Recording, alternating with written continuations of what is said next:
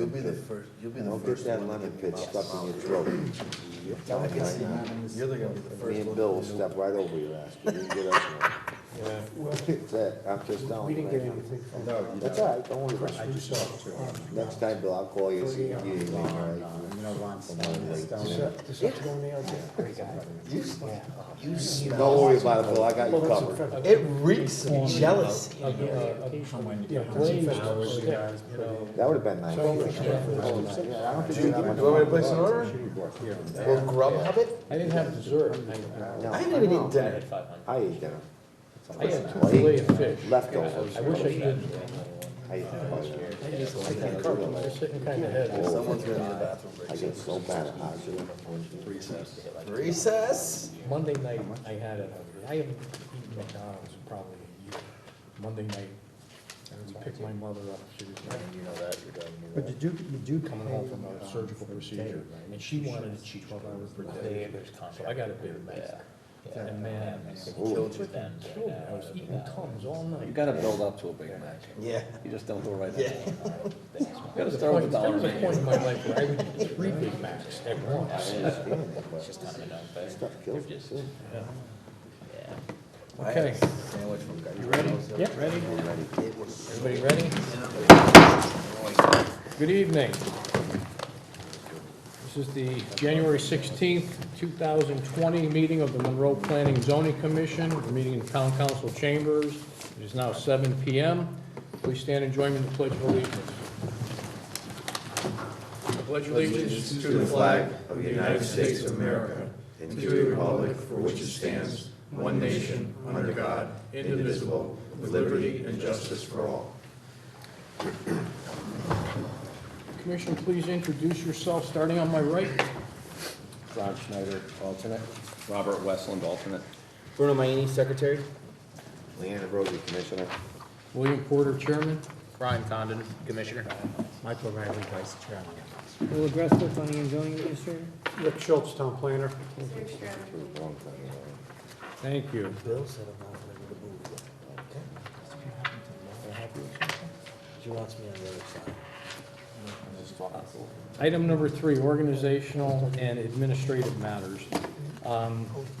Biannual organizational meeting for review of commission bylaws. We're not going to go through these line by line. You know, last week we requested that everybody review the bylaws. Is there anybody that has anything that they have a question about or they think should be modified? No? No, sir. No. Okay, everybody's good? Then we'll just leave the bylaws as they stand, Will. Okay. Item number 4, general public participation. Is there anyone who would like to address the commission on an issue not related to a open application? Seeing none. Move on. General appointments, we have none. Public hearings.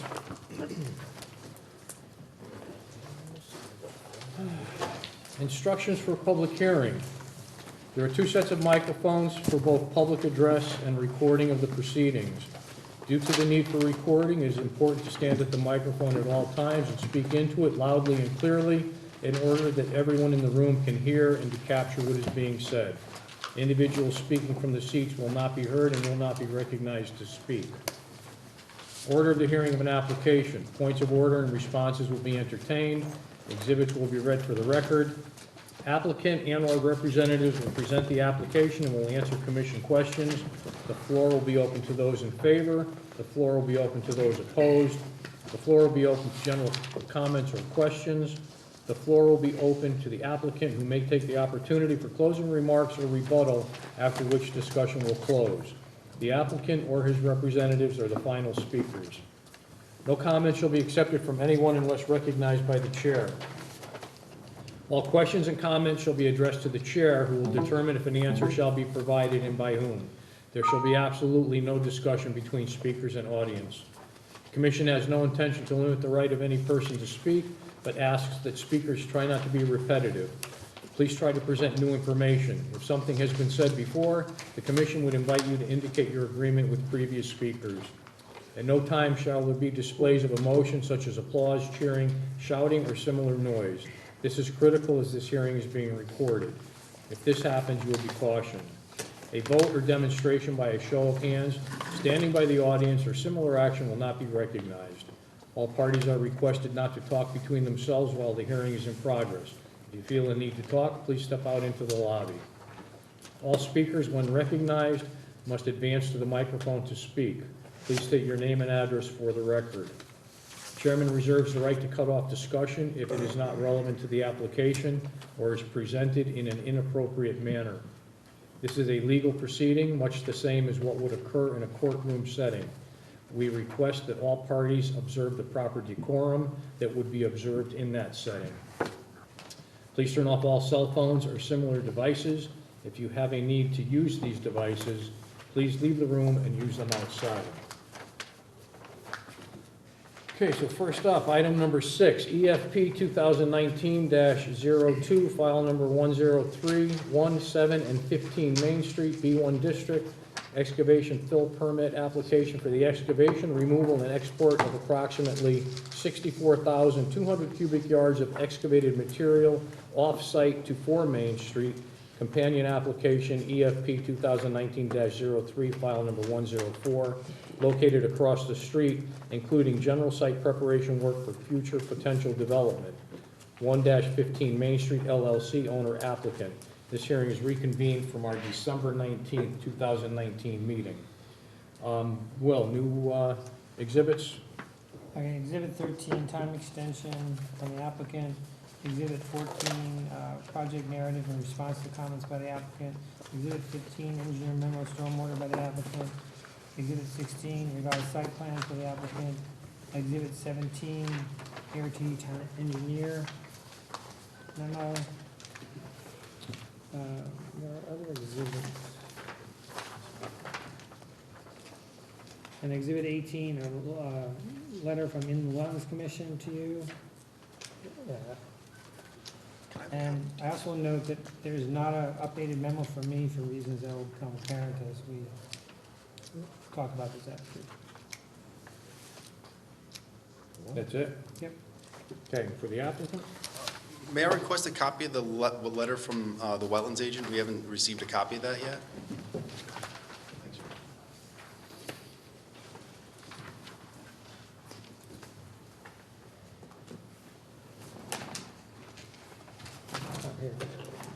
Okay. Thank you.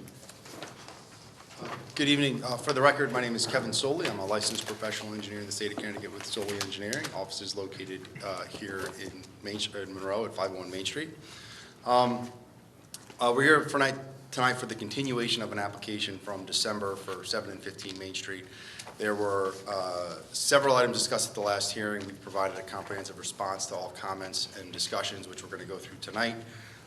There were some things that came up recently through conversations with staff and special counsel. I figure I'll hit those first, as I know there's somewhat of a point of contention, and I wanted to just kind of clarify that. So through a lot of our prior discussions, we were talking about access to the site, and in response to comments from staff and from the commission, we talked about modifying the access drive, or excuse me, the existing town road geometry and access with Route 25 to address geometric constraints regarding this access. At previous public hearings, we talked about and contemplated possibly revising this geometry to connect into Route 25 by passing through 1 Main Street. 1 Main Street is a small triangular piece of property in this location here that's also owned by the same applicant. At the time of the last hearing, and actually subsequent to that, through further analysis, we actually elected not to pursue this modification through this parcel as for a number of reasons. One, overall application, as we would be proposing work on another piece, and we felt that we could actually accomplish the same goal by maintaining work only within the town right-of-way. And we did provide evidence that that land was deeded to the town by the DOT, I think back in 1939. One of the other reasons was once we went and completed a survey of that, there is a state drainage facility and a concrete head wall. Let me zoom in here a little bit to kind of give everyone some more clarity on this.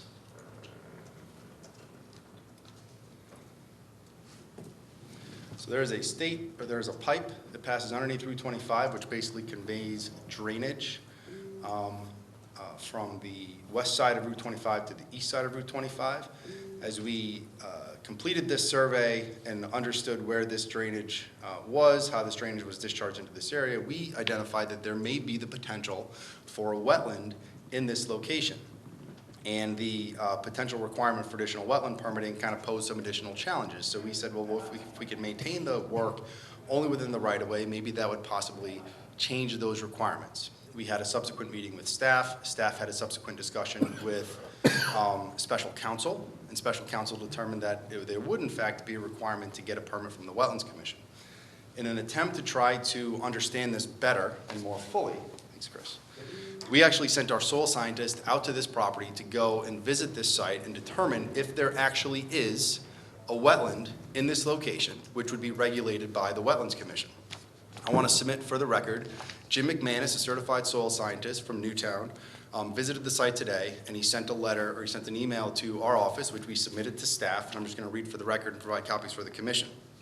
The email's dated today, 5:24 p.m. from James McManus. Larry, per your request, I visited 1 Main Street today to review an area located on the east side of Old Turnpike Road and on the west side of Main Street, Route 25, along the Trumbull-Monroe town line. Let me hand this in so you can read along.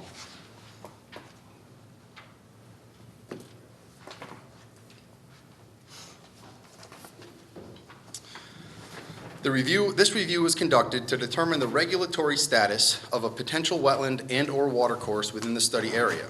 The study area is comprised of an upland forest between the 2 roads with a concrete head wall and 24-inch RCP just north of SNET pole number 361 in the southern part of the study area, and a head wall / 24-inch RCP in the northern part located along the toe of slope to Main Street. So just to orient everyone, this is that concrete head wall, 24-inch RCP head wall in this location here. After a careful review of the study area, JMM concludes that the area in question is not a regulated watercourse due to the following. 1, the drainage area lacks a continuous channel and bank. 2, there was no wetland vegetation observed. 3, no poorly or poorly drained soils observed. 4, the area appears to only receive stormwater runoff from the catch basins and surface flows from the adjacent roads, Main Street / Old Turnpike Road.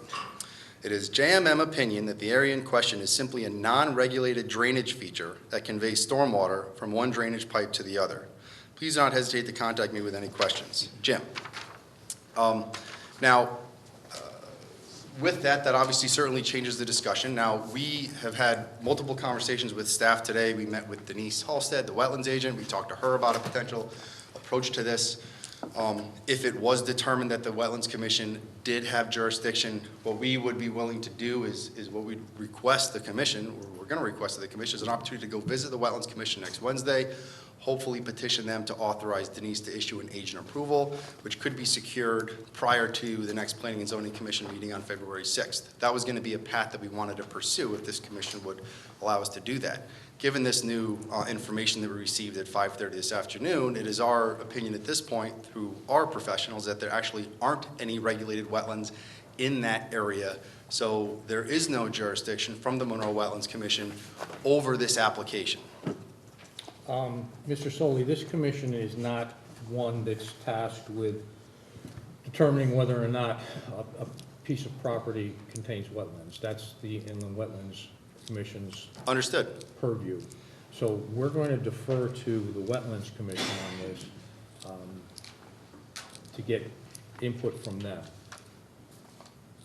That'd be great. We'd be happy to do that, and I think we can do that and secure that as they meet next Wednesday prior to Now, the. we have a couple of issues, depending on how this goes, that will drastically impact this application.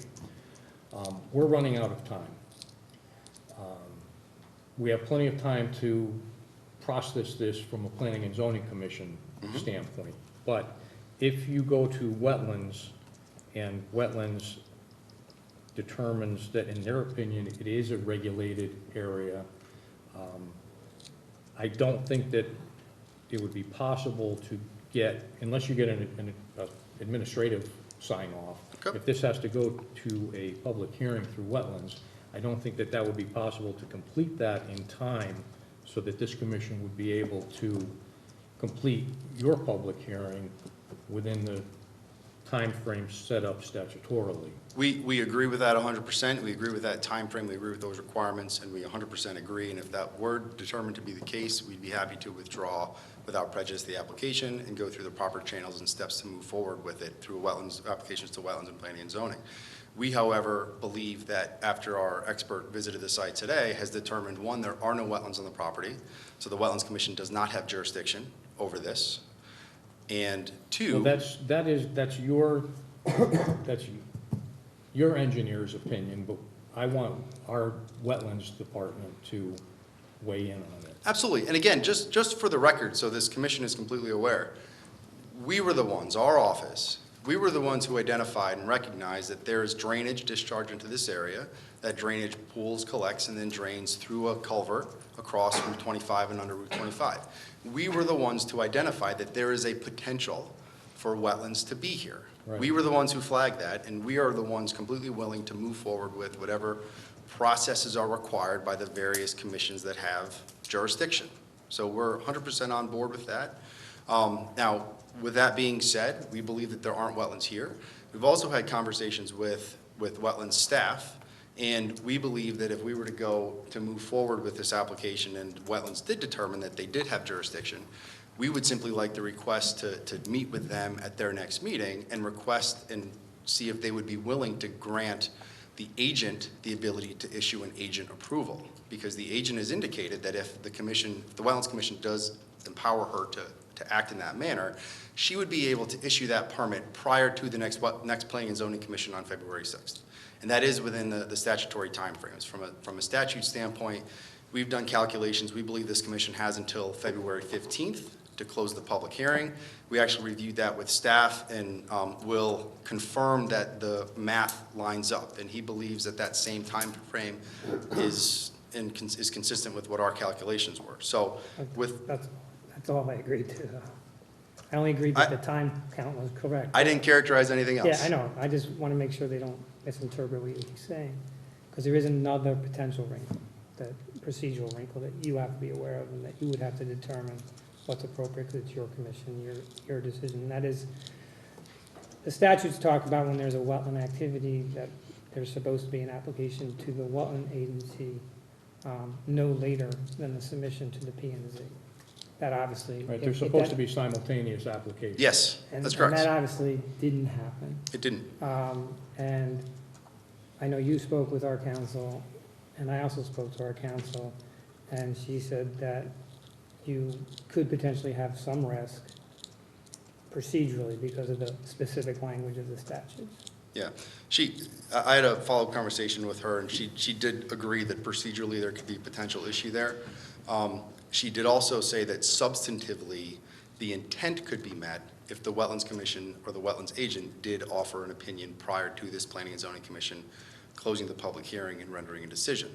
I would also like to say that at the time of application, there were no regulated activities proposed, and only through changes and concessions made by the applicant based on discussions with this commission and with staff did the overall scope of the project change, which would potentially require a permit from wetlands. Again, we're simply maintaining at this point that we don't believe the Wetlands Commission has jurisdiction. If it is a regulated area, you are in the 100-foot upland review area. Well, If it is a wetland. correct. So regardless of whether it was originally included in your application or not, if it's a regulated area, you're within the area that needs to be. At the time of application, there was no work proposed in any potential regulated area. That's irrelevant. There's still a regulated area, and you're within the 100-foot upland review.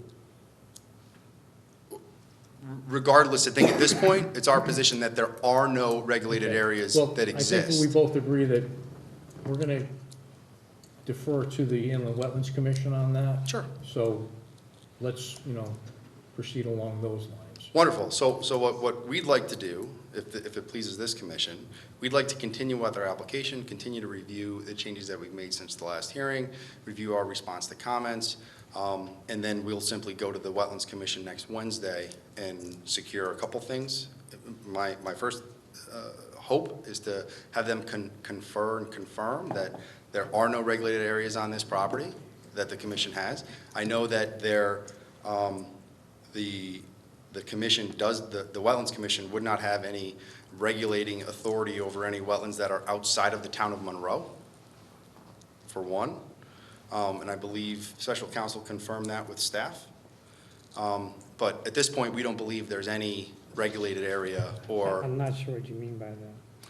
as in if a wetland exists in the town of Trumbull, Yeah, the Monroe Wetlands Commission does not have any jurisdiction over that or any regulated areas associated with but you it. don't have any jurisdiction over resources in Trumbull, Correct. as same as Trumbull has no jurisdiction, but special counsel did not affirmatively say that we don't regulate the 100-foot area in our town. Well, I guess she didn't affirmatively say one way or the Well, other. you know what, this might all be. But that doesn't matter. right. It doesn't matter. We don't believe that matters because we don't believe we have wetlands on the property. So, So let's sure. get past this. We're gonna let our Inland Wetlands Commission Yep. determine how we're gonna proceed along that line. Let's go on with the rest of it. Great. You're including one with seven? No, this application is limited to 7 and 15 Main Street. 1 Main Street is not a part of this application. It is not part of the notice requirements. It is not part of the application in any manner. The application is strictly limited to 7 and 15 Main Street. You did represent to me, though, you would need an easement over one. We do not need an easement over it. We've demonstrated and provided design You drawings. construct that road without touching that part? There's no need for any permanent easement if there is a potential requirement for a,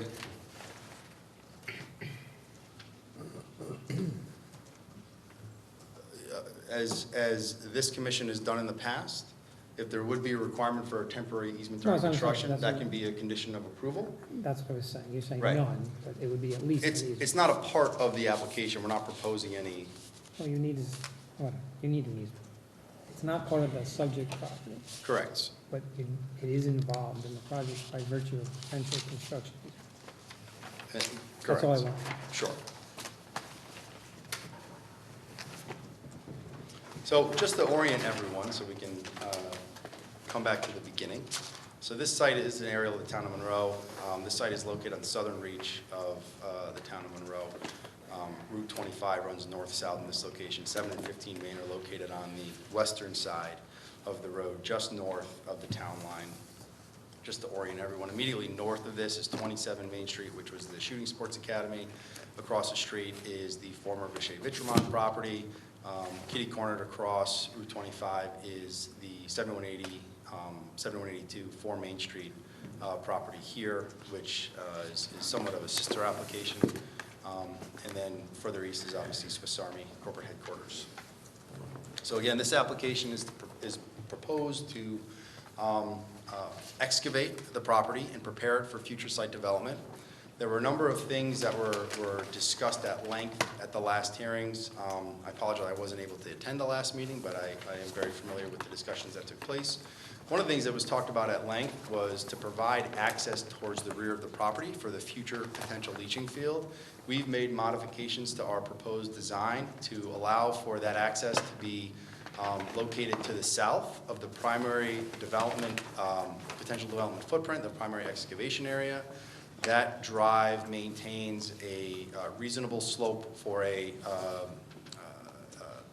emergency access standpoint that has been reviewed with the town engineer, and we've determined that, and it's been his opinion that this proposed 17% slope is sufficient for the nature of the use.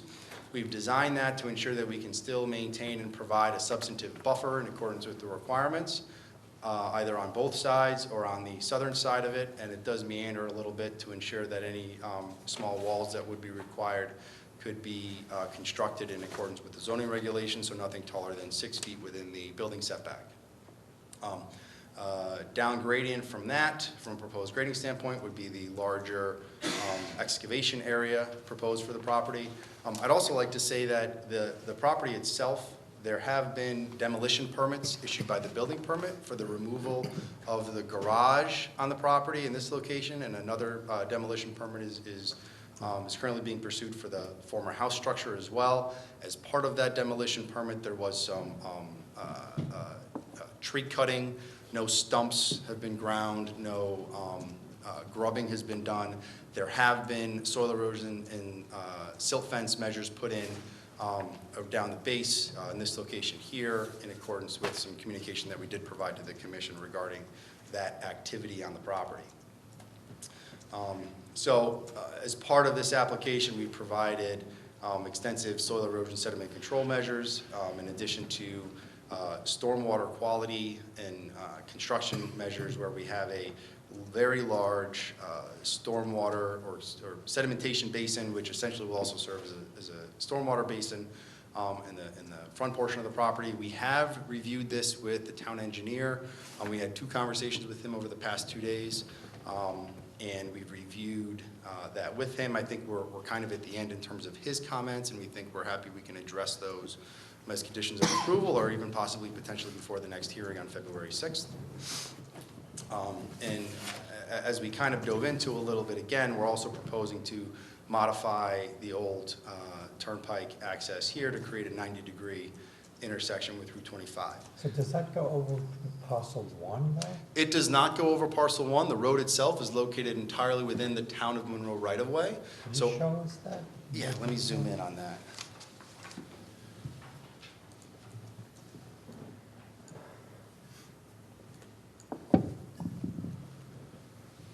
So the road itself would be entirely within the town of Monroe right-of-way. It would not be located in any permanent nature on the parcel at 1 Main Street. As Will indicated, there may be a requirement for a temporary construction easement to construct the driveway itself, and we'd be happy to require. Is that just the pavement, the dotted area? And the curb itself too. So do you meet the town standard specifications for shoulders? Well, so that's an interesting component, because this is a unique location in town, and as the commission is familiar, the commission and the Greater Bridgeport Council commissioned a study. I'm gonna, do you know what this blue one does? Yeah, that's mine. Can I pull it out for a second? I wanted to pull up a Yeah, go. figure. As this commission knows, Greater Bridgeport commissioned a study of the, Actually, the towns did it. the towns did, excuse me, of a full corridor analysis through this area. And one of the items that they identified was the geometry of Old Turnpike Road. So one of their figures shows the existing geometry, shows some of the constraints regarding the geometry of that and the awkward way to intersect with Route 25. And they actually proposed to modify that roadway to create a 90-degree turn, to create a perpendicular speeds for vehicles coming through here. This application actually addresses that in a pretty substantive manner by requiring this to be done by the applicant. Does it technically meet the shoulder requirements? Unlikely, but the current roadway geometry doesn't comply with any of the roadway standards either. And we believe that this is a substantial improvement to what was there. I will tell the commission that we've had ongoing discussions with staff, and it is our intent to actually follow up this application with a re-subdivision application, which would actually even improve this alignment to incorporate 1 Main Street from a larger geometric improvement standpoint. That is something that we would be doing subsequently to this. We did not want to cloud this application with that, with including this. We didn't want, from a timing standpoint, it is as we'll talk about at the next hearing, the applicant is very anxious to try to move these projects along from an economic development standpoint. So trying to address all of these items as part of this application creates simply extended timing, which we're simply requesting this commission to view our application based on the contents of its proposal, which again, we believe does comply with both the POCD and the zoning regulations. So we can go through that in a little bit more detail. But so there is a wholesale discussion to even improve this, but this activity, as proposed, could be completed in accordance with through pursuit of road opening permits or encroachment permits from the town, because this is all in the town right away. This would also require approval from the CTDOT for encroachment permit within the state right of way, which obviously would be a standard condition of approval as part of any application that this commission considers. Does that answer your question? Yes. Commissioner O'Reilly? Thank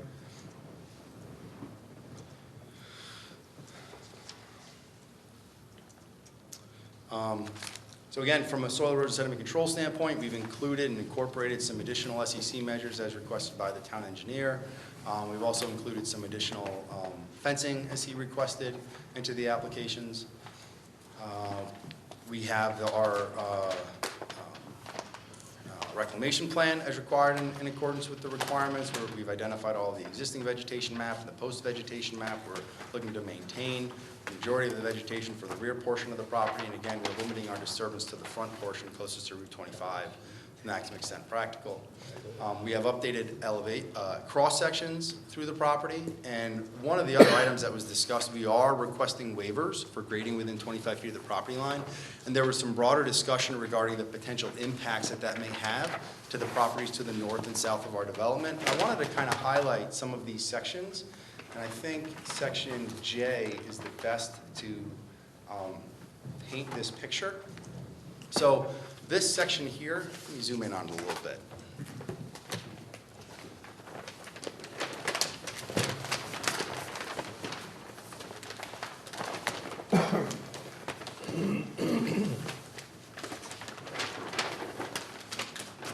So I think one of the primary concerns about that regulation in terms of minimizing grading within 25 feet of the property line is to really minimize the impact on the surrounding properties that exist. So while we are proposing grading within 25 feet, as you look through this section and it shows the existing topography as it crosses over our property line into the area where we're proposing our excavation and then further to the north, you can see that our grading actually, the grades come up considerably from our neighbor to the south, going through our property and continuing up. So this proposed grading within this 25 feet does not have an adverse impact to the neighbor because it actually, kind of brings it more in line, creates more of a flat spot rather than having it continue to come up and then have a steeper, more dramatic cut once you get to that 25-foot mark. So we believe that this is we believe that this does not have an adverse impact to the abutting property to the south. Regarding the property to the north, there was discussion about trying to basically take this knob out and try to create a level area between the two properties.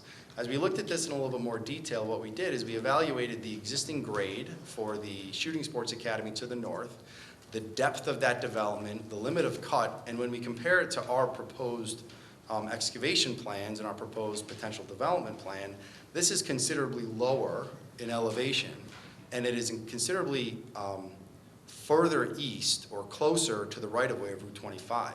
This commission may or may not recall, this application does not provide the minimum landscape buffers or front yard setbacks from a parking setback standpoint. This pavement is essentially right up on the roadway. There is very limited depth there. The building itself is very shallow and very close to the road. So the depth of excavation is very close to Route 25. Our proposed development plan, in an attempt to minimize the overall disturbances, our proposed future driveway, as we'll show in a moment, is located in this location here, but it's actually serving as a drive and a ramp up to get up as high as we can so that our development footprint can minimize the cut. We don't want to bring this all the way down to Route 25. We want to leave it a little bit elevated. It'll maximize the visibility, but it'll also reduce the overall impact from an earthwork standpoint. So trying to connect these to the same elevation to us didn't make much sense because there really wasn't any potential commonality between the two developments because of the overall constraints of the existing development and the design intent of this future project. So we're considerably up higher in the air than what theirs is. So trying to incorporate or encumber an additional property as part of this application, we didn't see that as something that really was appropriate or really beneficial from a land use planning standpoint. So while I want to make the commission aware that this is something that we looked at considerably, we weighed the options, but ultimately we did not see that incorporating additional property and having additional conditions on that property or conditions on our client in relating to coordinating with that property owner, we did not see that as appropriate. So again, that's why our application remains as it does in this current state. Can you look at section I? Sure.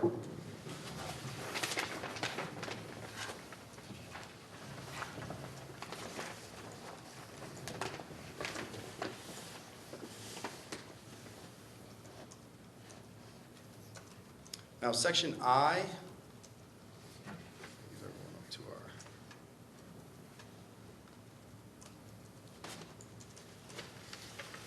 section I is a little bit further up. So in this location here, this is actually really at the Yeah. westernmost edge of our cut, so it's almost actually at our proposed face and wall towards the rear. On this location, we are a considerable distance away from our abutting property to the south. And then to the north, where the requisite buffer requirement, we can look at that as well. Now, this does have a little bit more cut or severity in the change, especially to the property to the north. But again, any future potential plans for the expansion or future development on that property to the north would likely require considerable and substantial excavation to actually utilize that property. So if that applicant ever so choose to use that land in any substantive manner, we think they'd have to propose some excavation, which would actually bring it down closer to what our proposed grades are. How close are you to the property line, actually? I think we probably propose to start doing some grading, probably within like 10 feet of the line. So we can waiver all setbacks? You're asking for a waiver of all setbacks? This commission has the ability to waive the requirement for grading within 25 feet of a property line. That is something this commission actually considers on most applications, and we're simply requesting you to consider that again on this application. If this commission did not feel comfortable with that waiver in this particular instance, we could simply remove that grading within that 25 feet. All that would simply do would result in a much taller and steeper cut at that 25-foot setback line, and we would still be able to comply with the overall excavation permit regulations. So rather than having this slope down, this would remain at this elevation, and then it would just be a much steeper and taller excavation at this point here. Now, if that turns out to be unstable, you have to put a retaining wall in. So there would be our test pit investigations, depth to rock, et cetera. We believe that's something that could be stable. That's a proposed 2-to-1 slope. These sections are exaggerated. Just from as we prepare sections, they're exaggerated from a scale standpoint. So that sometimes skews it slightly, as you can see here. So the horizontal is 1:50, the vertical is 1:20. So that does make it seem a little bit exaggerated from a scale standpoint, but that is proposed to be a 2-to-1 slope. And in accordance with the town engineers, actually that may actually be a 3-to-1 slope in that location, which could be a stabilized earthen slope. So if you have to put a retaining wall in, you're going to still have enough room for the footprint of that building that you proposed? Yes, we could, again, because this limit of cut here, this is kind of our outward development limits. So again, rather than have this grade through here, which would allow for this wall to be less severe, we could still not propose any grading in this area. We would just have a taller wall at this corner. But doesn't that wall also have this restriction as far as grade if it's not 2-to-1? Excuse me? The retaining wall? If the excavated slope, which is maybe rock, is more than 2-to-1, steeper than 2-to-1, it also looks good.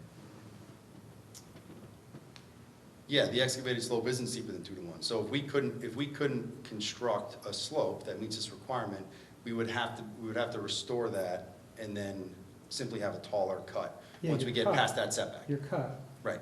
from the bottom to the top, what slope would that cut have? Typically those, whether it's a retaining wall or a rock face, those are typically a 6-to-1 batter. Okay. So 6 vertical to 1 horizontal. And then that's a standard retaining wall. Yeah. And again, in accordance with the regulations, we're allowed to construct those. They just have to be outside the building setbacks.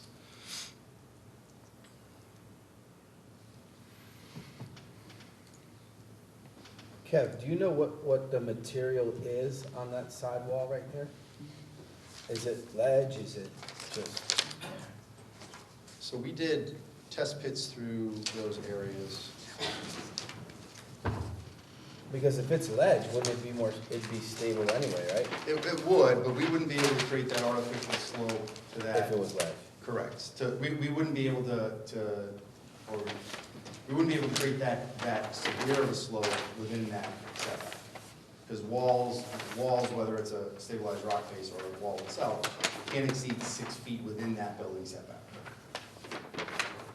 So if we aren't able to get a stabilized earthen slope within that 25 feet, we would simply have to increase the height of our ultimate structured, whether it be stabilized rock face or retaining wall.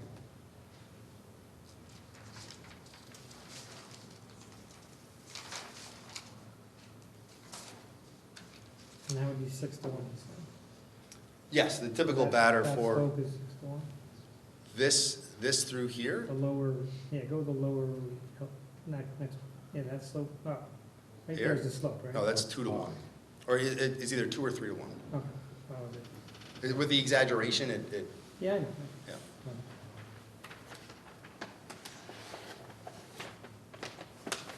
And again, as part of our application requirements and the commission's requirements, we did provide a potential development plan, which would be pursued through the normal special exception and site plan application process with this commission. Subsequent to an approval, again, from an operations standpoint, there is such a large quantity of material that would need to be removed from the site in order to make it a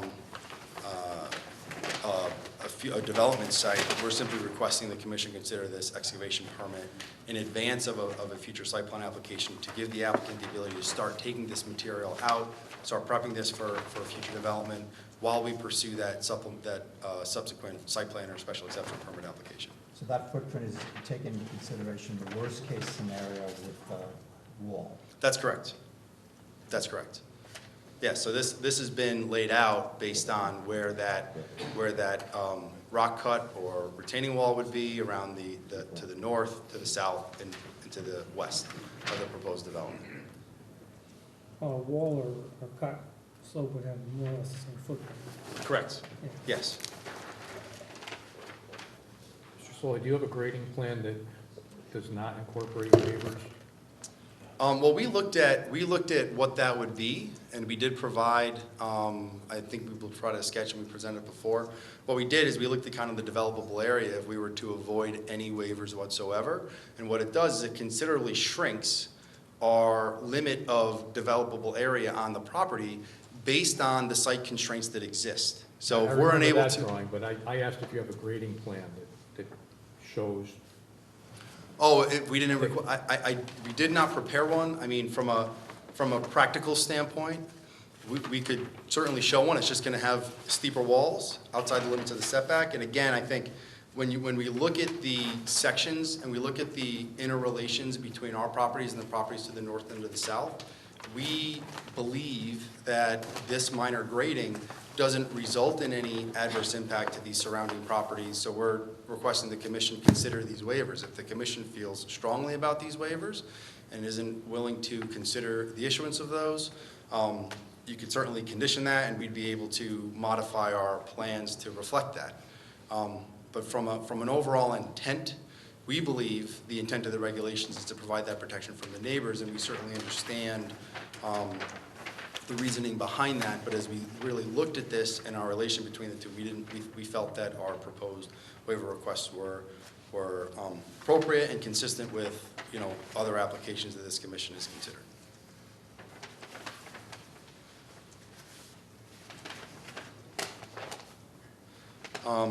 Now one of the other things that we did provide, we did have discussions with the Legal Traffic Authority. There was comment and concern regarding the activity on the property, the quantity of material that would need to be removed, the frequency of trucks, the volume and duration of the overall operation. We did provide a traffic operation narrative, and we did talk to the LTA.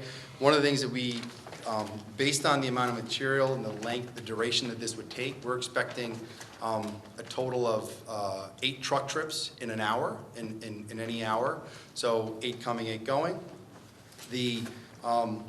Based on conversations with the LTA, the applicant has agreed to limit the times in which those vehicles could access the road, and we request that those be limited to only from 9 a.m. to 4 p.m. So we were able to stagger those so they're not during the peak commuting hours, during the a.m. peak period, which is roughly between 7:30 and 8:30, and then the afternoon peak hours, which is between 4:30 and 5:30. So we'd be happy to, and we're offering to limit those movements from 9 to 4. We did also provide a figure which shows the movements, what those movements would be. We'd essentially come out of this modified driveway here, travel south, and then enter into the other application under consideration this evening for the property on the east side of Route 25.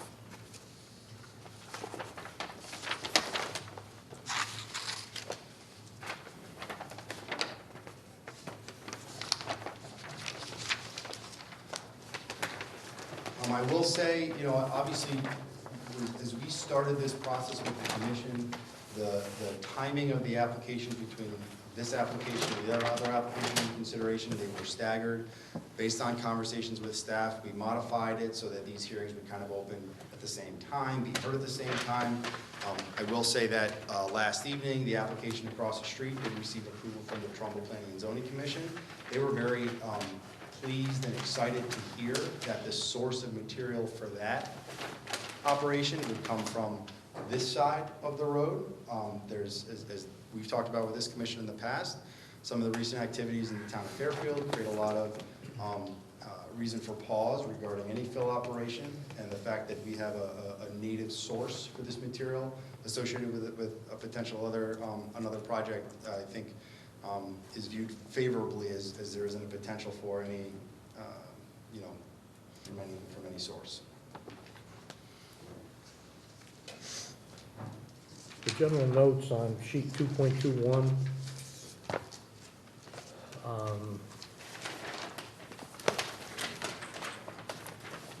references operations between 8 a.m. and 5 p.m. So those would be site operations? Right. So we would like to continue to operate on the property from 8 to 5. However, that truck traffic entering Route 25 would be limited to that 9. Is that noted anywhere on the? I'm not sure if that made it into our general notes. I don't believe it did, but we'd be happy to accept that as a condition of approval if the commission would look favorably on the application. All right, and then you also note here hours for blasting, but you've previously indicated to this commission that you were not going to be blasting on this site.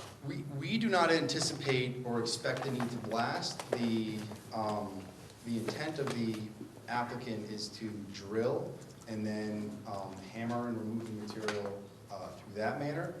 If it is ultimately determined that blasting would be required, we would do that in accordance with the blasting requirements and the permitting associated with that through the fire marshal. That would include full pre-blast surveys of all the surrounding properties and all those requirements. We don't anticipate the need to do that. We'd like to try to perform this through, again, drilling and other mechanical methods of removal. But if it was required, we'd certainly have to comply with all those blasting requirements.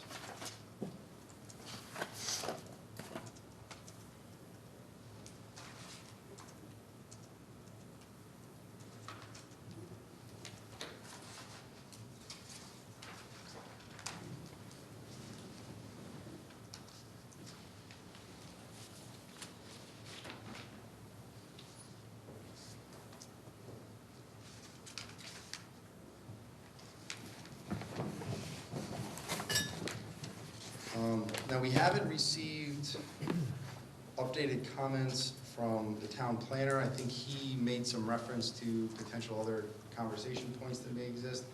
I guess, would we be able to maybe discuss those now, or we'd be happy to answer any other questions the commission may have? Well, did you want to go through, we have some comments from the town engineer. you already addressed all of these points? Well, we got updated comments from the town engineer yesterday, and we did have two subsequent conversations with Scott. The discussions, let's see, we can just go through his comments from dated 1/15. Number one, traffic and safety. The revised proposal of use of the driveway onto Old Turnpike Road as temporary should not abrogate the need to address the geometric deficiencies of both the driveway and this intersection. Note that once an approval is granted, there's no guarantee that a more permanent and appropriate solution will be proposed. Again, I think we've presented tonight that we are proposing to make these geometric improvements. We understand that any future promises, as we've discussed about addressing this in a more wholesale way, that can't be weighed as part of this, but I can tell this commission this is a considerable geometric improvement and is consistent with what the corridor study recommended for this location. And again, the future application would be forthcoming to address this from a larger standpoint. Note that there is signage at the southerly end of the Old Turnpike Road that indicates there's no truck access allowed from the southerly direction. Again, we acknowledge that. We think that this modification will fix that, and we aren't proposing any truck access through that location.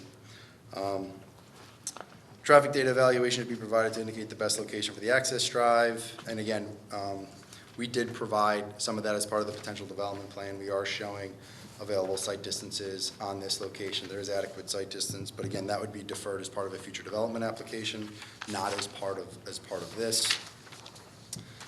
Fencing should be provided above all slopes steeper than 2 to 1. We did provide additional fencing in those areas, and it can certainly be a condition of approval. We're happy to comply with those requirements. Drainage and utilities, we were able to cross off some of those. Number 3, the revision to the drainage report. Again, we've had multiple conversations with Scott. We believe that we can address that. And again, from an overall soil or sediment control standpoint and even stormwater standpoint, this basin, as shown, is considerably larger than required for just a sedimentation basin. It exceeds the storage required as part of sediment basin calculation, and we've done that to ensure that there's adequate storage even for a much larger storm event. We've also provided an outlet which would allow for this to fully drain if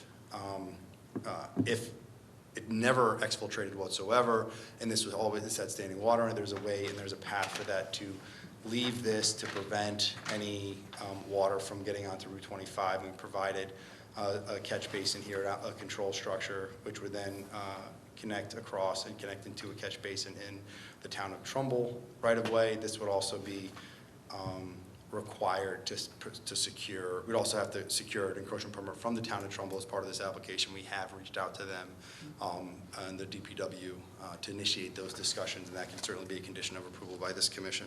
You're saying there's a potential there could be standing water in that thing between storms? Unlikely. We don't believe that to be the case. Scott is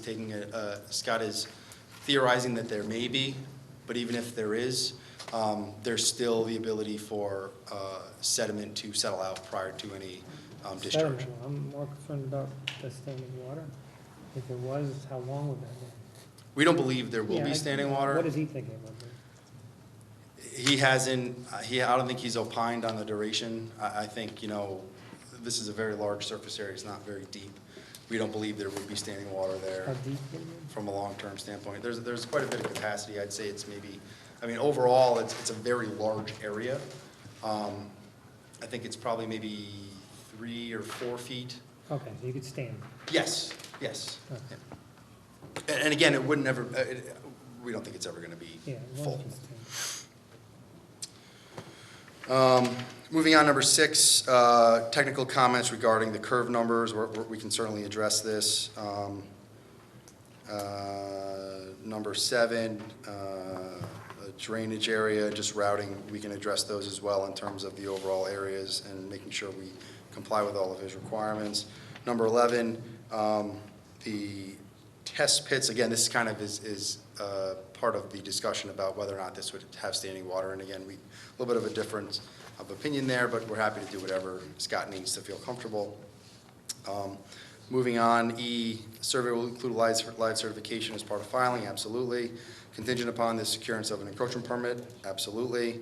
Plans should indicate a geotechnical engineer shall provide verification of the stabilized rock cuts. Again, we're happy to comply with that requirement.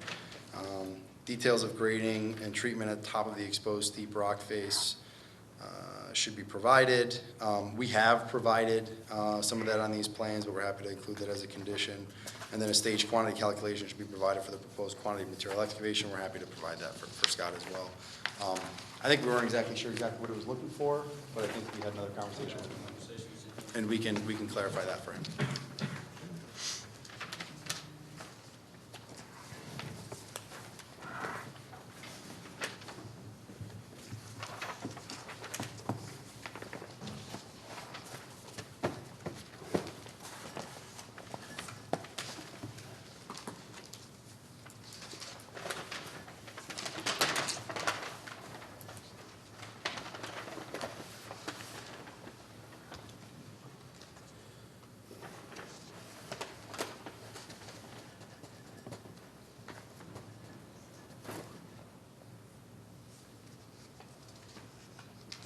So, you set? I think so. I mean, we'd certainly like to understand some of the planning administrator's concerns or comments. Happy to discuss those at length, and then, again, commission questions. All right. Start down at the end. No question. Do the traffic movement limitations pertain to midweek only? To,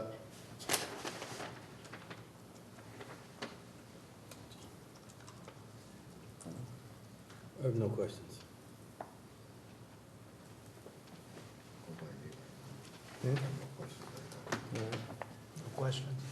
Michael? So the only waiver that I have a problem with is the change in contour within 25 feet of the property line. That's a pretty significant change of contour, right? And you're saying it's within 10 feet of the property line. So you could move that back to 25 feet. we correct? could, we would Just have a simply, steeper. correct. We'd have a steeper either rock face or retaining wall. I think that's it then. Will, do you have any comments you want to go through? Again, I didn't do a review of these materials based on the things we've been doing the last few days, and the fact that I don't have an assistant anymore. So I didn't go through the comments that they had responded to. I will mention on the waivers, though, just so we're up there, if I, and Kevin, correct me, you need waivers here, here, here, and you also need them here as long as the two properties stand as two properties. That's correct. And I think we've provided those requests in white writing Yeah. regarding all those. So, obviously, this is, I'm assuming Kevin's gonna extend this to allow us to do what we talked about earlier about going to wetlands. In the meantime, I can review the materials. If you wanna give us any new materials, that'd be fine too. Okay. So you're asking for waivers on all four sides of the excavated area? Not to the west. We Not aren't to the proposing west. any grading close to the property line to the west, but to the north, the south, and along the street frontage, yes. Okay. Anybody else have any questions right now? No. Let's see if there's any public Great. input. Thank you. Is there anyone here who would like to speak in favor of this application? Anyone who would like to speak in opposition? Any general questions or comments? Okay, back to you, Mr. Solly.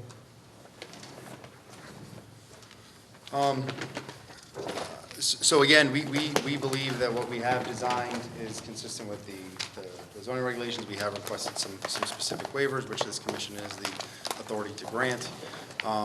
As we discussed, there's a potential issue we need to address with the Wetlands Commission. Again, we believe that based on our soil scientists, we don't actually have a issue with wetlands, but we're happy to go meet with them at their next meeting.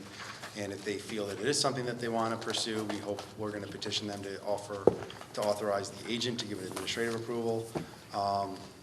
If we're able to do that, we'd be able to have that for the commission at their next meeting on the 6th. If not, hopefully we have a letter from them saying they don't have any jurisdiction, and this commission can proceed with the application as submitted. and revised. All right, so we'll continue this to February 6th. Yes, I'll follow over the letter, okay? we will. Thank you. Okay, thank you. 7:58.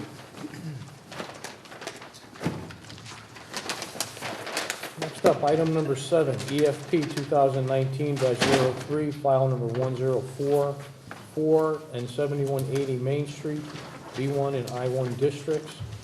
Excavation fill permit application to import approximately 64,200 cubic yards of excavated fill material from 7 and 15 Main Street. Companion application EFP 2019-02, file number 103, located across the street to fill the site to an average elevation of approximately 322 feet, including general site preparation work for future potential development.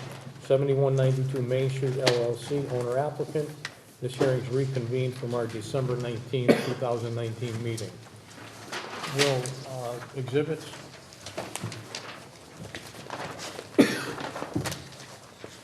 Exhibit 20, time extension by the applicant. Exhibit 21, response to staff comments by the applicant. Exhibit 22, revised plan set by the applicant. Exhibit 23, engineering report by the applicant. Exhibit 24, Inland Wetlands Commission permit approval. Exhibit 25, updated AOT engineer comments. And Exhibit 26, updated AOT planning and zoning comments. That is all. Okay, for the applicant. Good evening, members of the commission. For the record, my name is Kevin Soley. I'm a licensed professional engineer in the state of Connecticut with Soley Engineering. Office is located here in Monroe at 501 Main Street. Here tonight to talk about the continued public hearing for 4 Main Street, 7180 Main Street, 7192 Main Street, and 5 Victoria Drive, or portion thereof. Again, just to orient everyone, the site's located along the southern edge of the town of Monroe, just to the east of the to Route 25. And this site is actually bifurcated by the town line of Trumbull.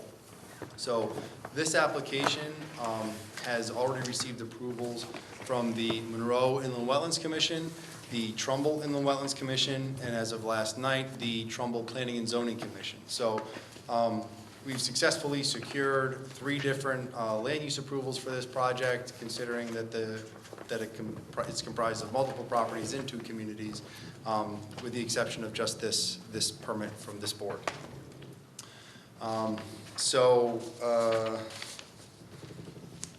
Again, this has also been subject to multiple public hearings, so we've kind of gone through this in depth. I'll just give a very broad overview. We have made some continued modifications to this as we've gone through the process. The most recent package before this commission includes some modifications. We have eliminated and removed any and all fill to be placed within the rear portion of the property within the 100-year floodplain. We are only excavating in this area to increase the flood carrying capacity on the property. We have had several discussions with the town engineer regarding that, and I think he has received some guidance from the state FEMA administrator, which is positive, I believe, in our understanding. So I think we're good in that front. We are proposing to import just under 50,000 cubic yards to prepare this site for future development. Grading has been designed and SEC measures have been designed in accordance with the 2002 Soil Water Sediment Control Manual and 2004 Stormwater Quality Manual. Access maintained through the existing driveway. All material will be placed in engineered lifts, and all material would be again, sourced from across the street, but we've also included language that it would all have to meet the definition of certified clean fill from DEEP in accordance with their requirements. So that is something else that we've included in our application materials and are happy to agree to as a condition of approval. Again, we talked, as part of this application, we did provide a traffic analysis regarding the potential impact to the area roadway network. We provided a figure of how the majority of the vehicles would come to the site from another application. We have agreed to restrict operations to have that material come in only between 9 and 4 to minimize that impact from a activity standpoint, from a roadway network standpoint. We have a restoration reclamation plan which shows how this would be reclaimed in the future, post-vegetation map. And again, the intent of this application is to allow the owner to commence filling operations, which is a very extensive and long duration process, while we work on a subsequent site development application, special permit application. So the ultimate end condition of the property, our hope is that it's a future development, not necessarily this post-vegetation map. However, we have provided it in accordance with the requirements. We have our remediation plan, our wetland remediation plantings around the perimeter. Again, this has been approved by both Trumbull and Trumbull and Monroe Wetlands Commissions. We have our updated sections to reflect the changes in the grading that we've made. And again, this kind of demonstrates and identifies the significant fill that's proposed on the property. This reflects, this section is kind of right through the existing building here. You can see the existing building in this location here, and the substantive amount of fill proposed to really prepare this site for future development. And then looking kind of longitudinally through the property, going from Route 25 towards the east. So that would be this section here. You can see the property line with Route 25. The existing grade drops off pretty. The existing building is down in a hole here, and we're proposing to raise this grade considerably to improve the visibility of the project or the property for future development purposes, and then which would require all the extensive fill. And this also shows the temporary construction trailer constructed as part of this operation, and also shows the grading within the sediment basin towards the rear of the site, and ultimate stormwater quality basin, and some removal of material within the limits of the 100-year floodplain. So. Real quick, sorry. Can you guys open the door? It's got to be open. Sorry. Continue. Thank you. Thanks. In accordance with the requirements, we did provide a potential development plan. This just shows how the site could possibly be used in the future as part of a subsequent application. Again, from a site constraint standpoint, this would simply propose to actually take advantage of the grades on the property and have a larger development footprint close to grade with Route 25 to maximize visibility, and then actually have it drop off towards the rear of the site to have a potential for a lower elevation towards the rear, which would actually face the east for some office use. So this is a potential plan which could be and would be pursued in the future, provided that some other regulatory requirements can be met from an application standpoint. We did get updated comments from both the town engineer and the town planner today. We can go through those. I think Scott had no issues regarding public improvements. Issue for Trumbull, again, we've received approval from Trumbull. Traffic and safety, no comment. Issue for Trumbull, we've received approval from Trumbull.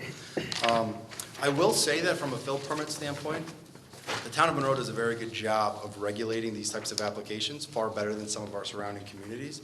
As we presented to Trumbull last night, we talked about some of the requirements for periodic and routine inspections and reporting. They were excited to hear that in condition that we also include copies to them for what's required to submit to this commission. So that's a feather in Monroe's cap that we have such good controls for this type of application. Going through the rest of Scott's comments, number 7, he remains concerned about the presence of an indicated perch water table. However, his concern is low, and we can work through that as part of a subsequent application. We agree with that. Item D, sedimentation and erosion control. The implementation of some additional siltation control is certainly something we can comply with and happy to agree to.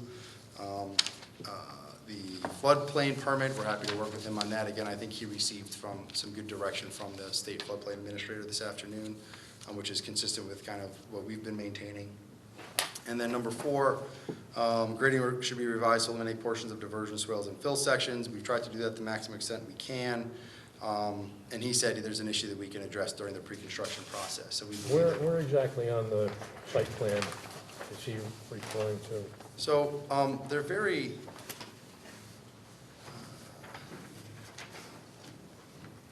so we have some diversion swales through here and through Yeah, here. it looked to me like, looking at your cross sections, like B, C, D, looks like you have some pretty big swales running along the property lines.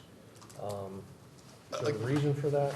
Well, I think again, because of the exaggerated scale, it kind of maximizes it. We wanted to make sure that there was more than adequate room to accommodate any off-site runoffs. These are a little oversized, just to make sure that we have adequate protection, to ensure that we are managing the runoff. Because part of soil water sediment control is not only managing the runoff, but also the run-on. So as water comes onto the property, we want to make sure that gets collected and diverted around, which is the primary purpose for some of those swales. Yeah, like if you look at cross-section C, on the north side, you got about a 10-foot deep swale. And on the south side, it's probably 7 or 8 feet. So, see.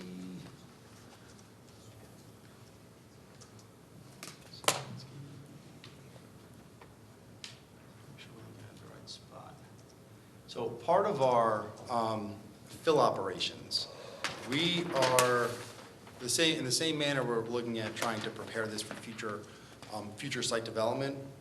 Our future potential development plan may require some retaining walls in some of these areas, and the height of those walls is subject to the same separation from a building setback standpoint.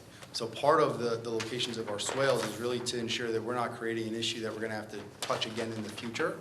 So we're basically trying to design so that we can come in the future and construct based on the grades established during this operation, where we're not going to have to kind of revisit. So that's part of the reason why some of those are a little bit more exaggerated in terms of where those slopes are and where those, because it's really thinking about future development and construction, which would be addressed during a future site plan application.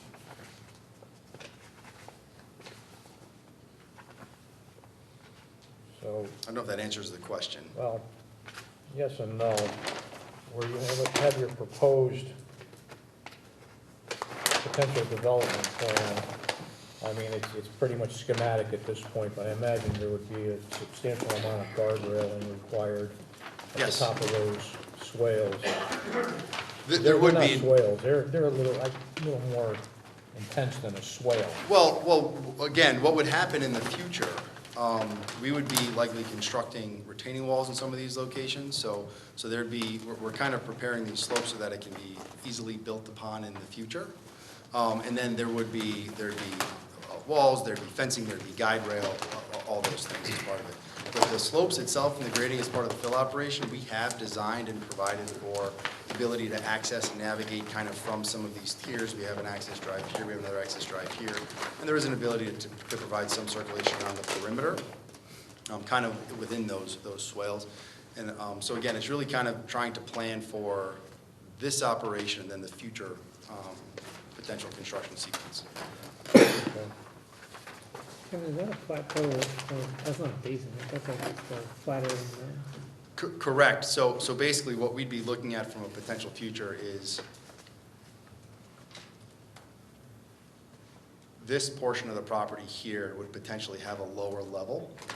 So from a grading standpoint, we've accommodated that here by, this would kind of be the finished grade of the lower elevation. This would be filled to the future finished floor of the portion of the building that would be facing Route 25. So this is, there's a grade up, this is a level area, and then another grade up to this other level area. And that would kind of be where the building would kind of turn and then have a taller foundation wall with a lower elevation. The updated comments that we received from Will today, I think are very short. Thank you for that. There are some comments that are kind of still outstanding that we're requesting the commission to consider. There was a comment about the lot merger. We are requesting not to have to consolidate the lots as part of this application. I understand that the wetlands permit had a condition that required consolidation.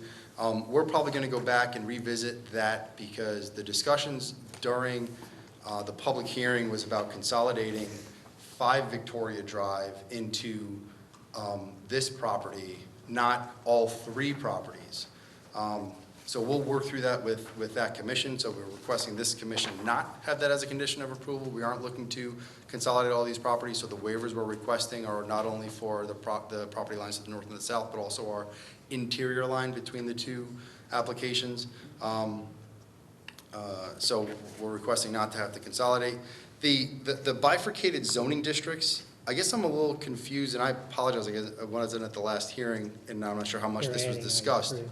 I understand we're adding an I3, but the proposed use is permitted in each zone, and we're not proposing any use that isn't permitted in either zone, not only as part of this application, but even in the future application. So I guess I wasn't sure where that Your- requirement your came from. Your future application, if you, unless you propose a use that's allowed in both districts, I don't believe you're aiming for a principal use that's permitted in the other district, unless you have a certain We're not size. proposing any principal use in that industrial zone property, and we wouldn't No, provide but any, you are proposing accessory uses. we're not proposing anything at this point. No, I know, when you do. Yeah. Yeah. When we do, if that's something that the commission Yeah, makes I us. would make it one zone. I would suggest you make it one zone.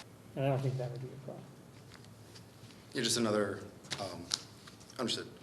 And then I do believe we addressed, or I thought we had addressed through our written correspondence regarding the compliance with the underlying specific standards. There is a comment, we are requesting a waiver to crush on this property. The property location across the street, due to its proximity to some of the residential zone properties, we would not be able to allow to crush or process on that property unless, however, it is permitted on this piece because we do not have any residentially zoned properties in the town of Monroe within that required buffer. So we are requesting that this commission authorize us to crush and process on this piece for material that would be coming from across the street. And this commission does have the ability to grant that approval as part of the excavation and fill permit regulations. I'll have to look into that because my understanding of the regulation is that material that is excavated from that site could be processed on that site. But I don't know if it allows you to truck material in, whether it's from across the street or from 3 towns over. I don't know if it's allowed to import material to be processed on site. It is one of those conditions that can be waived. Well, I'll have to look into that. Of course. It's,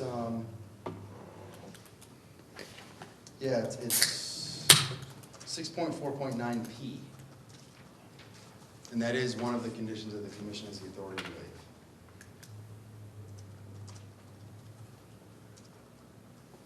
And one of the other components regarding that, one of the reasons that the commission would want to consider something like that is that it would reduce truck traffic. From an operations standpoint, we have material across the street that's going to need to be processed. If it's obviously, we acknowledge we can't be processed over there due to its proximity to the residential zone properties in Monroe, so it would have to go to a third party, be processed somewhere else, and then get back onto the road to come here. By allowing the ability for us to process materials from across the street on this piece, those materials can come directly across the street, be processed and placed on this property, and eliminate some of that potential truck traffic on the surrounding roadway network. And how do we protect the town from another potential commercial quarry set up on this lot? Strong enforcement action by a very talented group of land use administration professionals. We get that. That is awesome.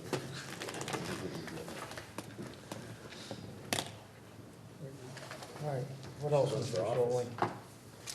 I believe that's those, it kind of summarizes our application. Again, we're excited that we've received all of the requisite approvals from every other board except this one. And the applicant is certainly excited to move this project forward and to create this property to be a potential considerable economic, considerable economic investment in the community and a potential future tax generator. All right. Start down on the end. Questions? I have no questions.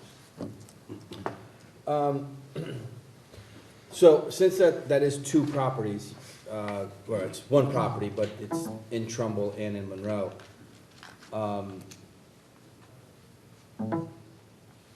It is 2 the, lots. huh? It is 2 lots. Yeah, It's not because it's in 2 towns. It's 2 lots, yeah, and parts of both lots are in both towns. sure. That's correct. Since we can't watch over what gets put onto Trumbull's side per se, what's our reassurance on the fill going into Trumbull's side? Well, Trumbull, from an approval standpoint, they did include and require conditions that we have that we provide, that we confirm and provide verification that all material that comes in meets the definition of certified clean fill from DEP. We'll get paperwork on that of some sort? They will, and from a reporting standpoint, actually, the town of Monroe's reporting requirements are far more detailed and established than what the town of Trumbull has. So we're basically going to apply those same reporting requirements that are required for the town of Monroe, to also the portion of the property of the town of Trumbull, and provide copies of those reports to both municipalities. Okay, so we'll get something saying what's going on there. Yeah, while there is an imaginary line through this piece, we're looking at it as one big property, so we're going to make sure that all the material that comes into the site meets those definitions and provide adequate reporting according with the requirements. And we're not positive yet about the rock crushing on, On Article 6, 6.4.9P, all permitted such activities regarding the on-site sorting, grading, crushing, all permitted such activities regardless of permitted location shall not include, permit, or involve materials from off-site locations. So there's your answer. that's pretty clear. You can't haul material in and crush it on site. So, again, 6.4.9P. P. Right, P is part of the list of conditions that the commission may waive.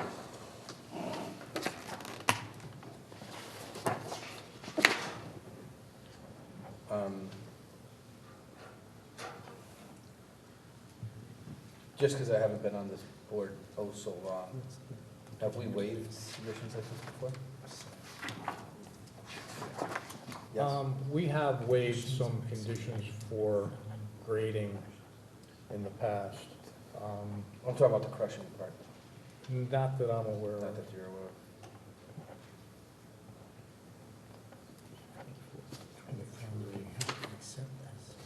So 6.4.9, as it starts, the plans as approved by the commission shall become part of the excavation filling permit, and the following conditions, except as may be waived by the commission upon written request by the applicant, in accordance with 6.4.23 of these regulations, shall be met. So 6.4.9P is covered under that master heading, which does give this commission the authority to waive any of those items A through S. 6.4.23, the commission may waive the application and permit standards of this section on a case-by-case basis based on a written request by the applicant, and provided said waiver would be no less protective of the environment or inconsistent with the intent and purposes of the regulations pertaining to excavation and filling activities. So that would be, the commission would have to deliberate on that. Absolutely. Well, that's good. That's some clarity on that. And your thought is that you have enough material across the street to Yes, fulfill the needs across the street? yes. Is there a plan B if across the street doesn't get Cool, I'm approved? all set. Well, there's too much material. I don't know, do we start going down the line? Yeah, we They got to can talk, clear didn't they? here. and Did then they talk? Did you guys get They that? said no question, no I missed question. that part. Then I started with questions. I feel like I'm sitting next to Leon again.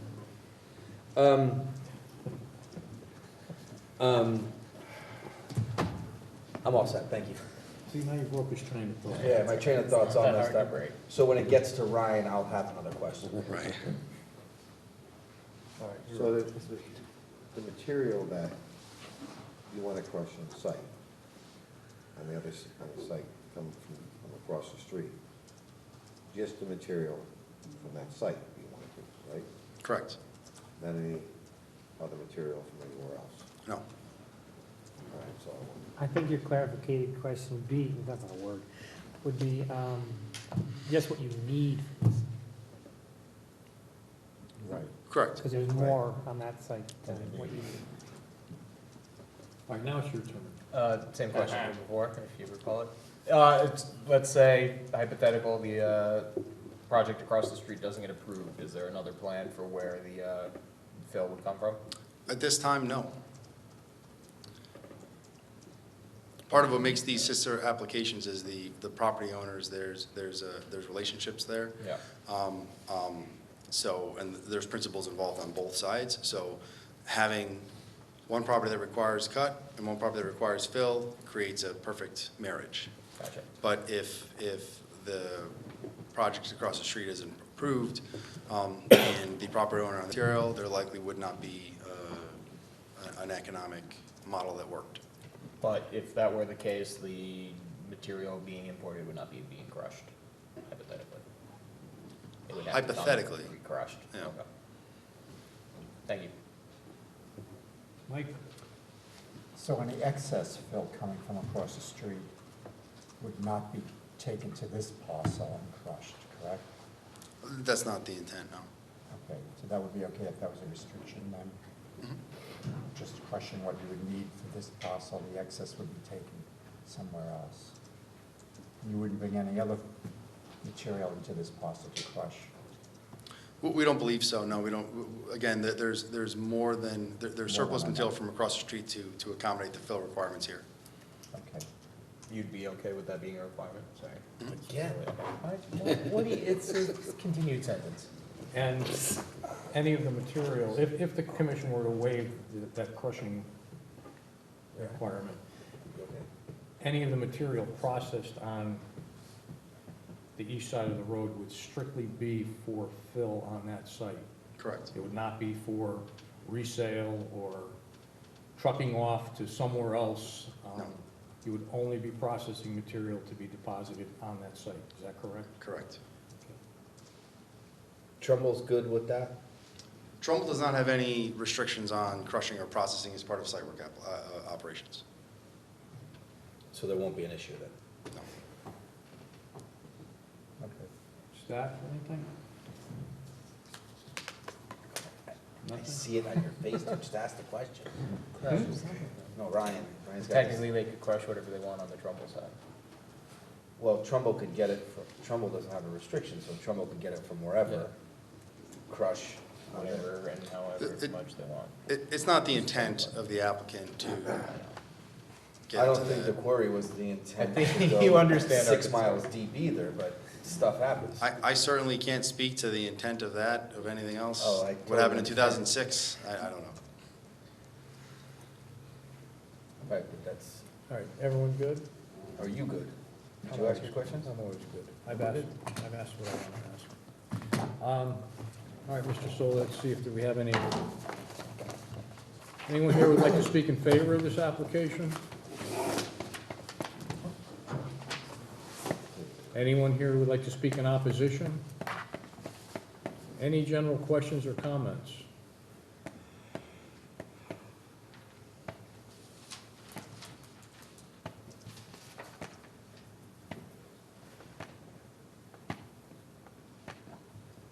Back to you, Mr. Solly.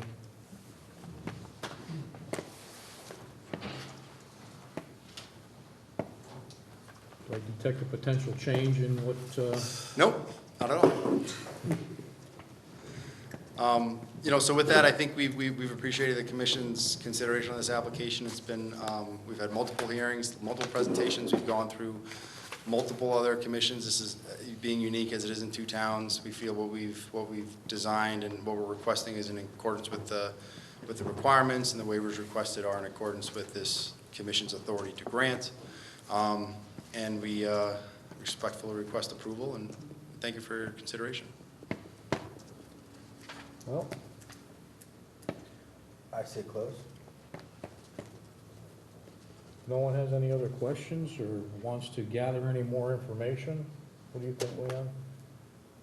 I'm good, I'm good right Close? now, close. Staff, anything? That includes you, Will? No. Okay. All right, Mr. Solly, hearing's closed. Thank you. 8:27.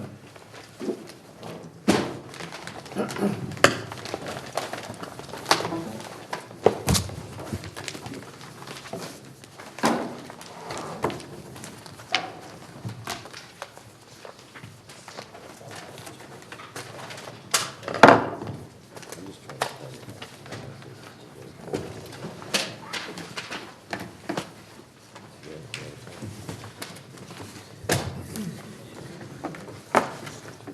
Okay, next up, item number 8, SEP 2019-11, file number 1619A, 269 Purdy Hill Road, ARR District.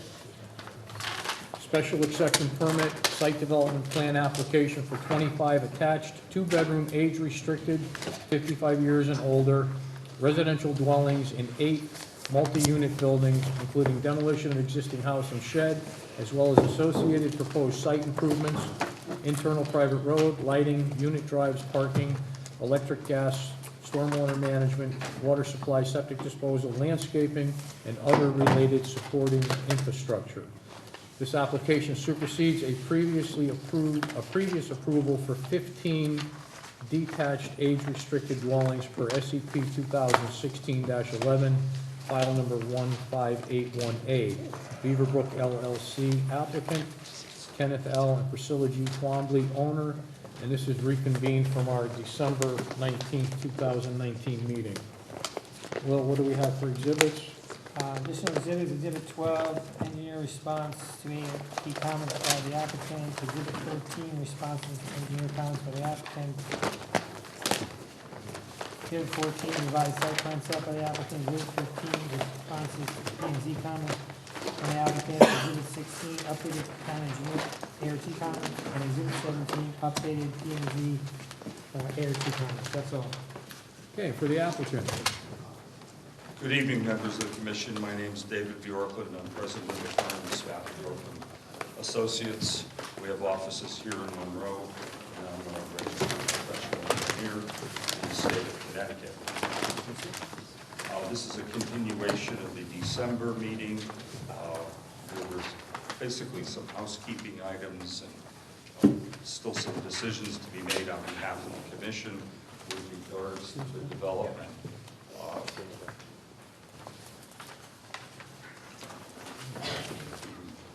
Stick is in.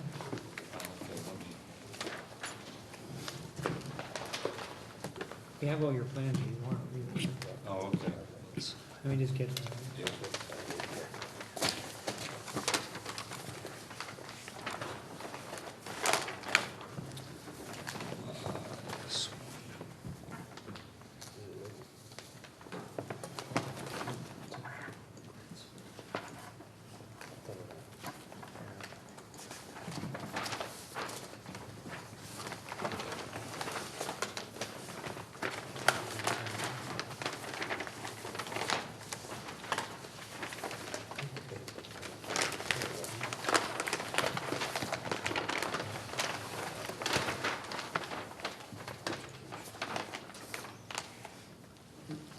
Let me start with, we had quite a bit of discussion in the December hearing.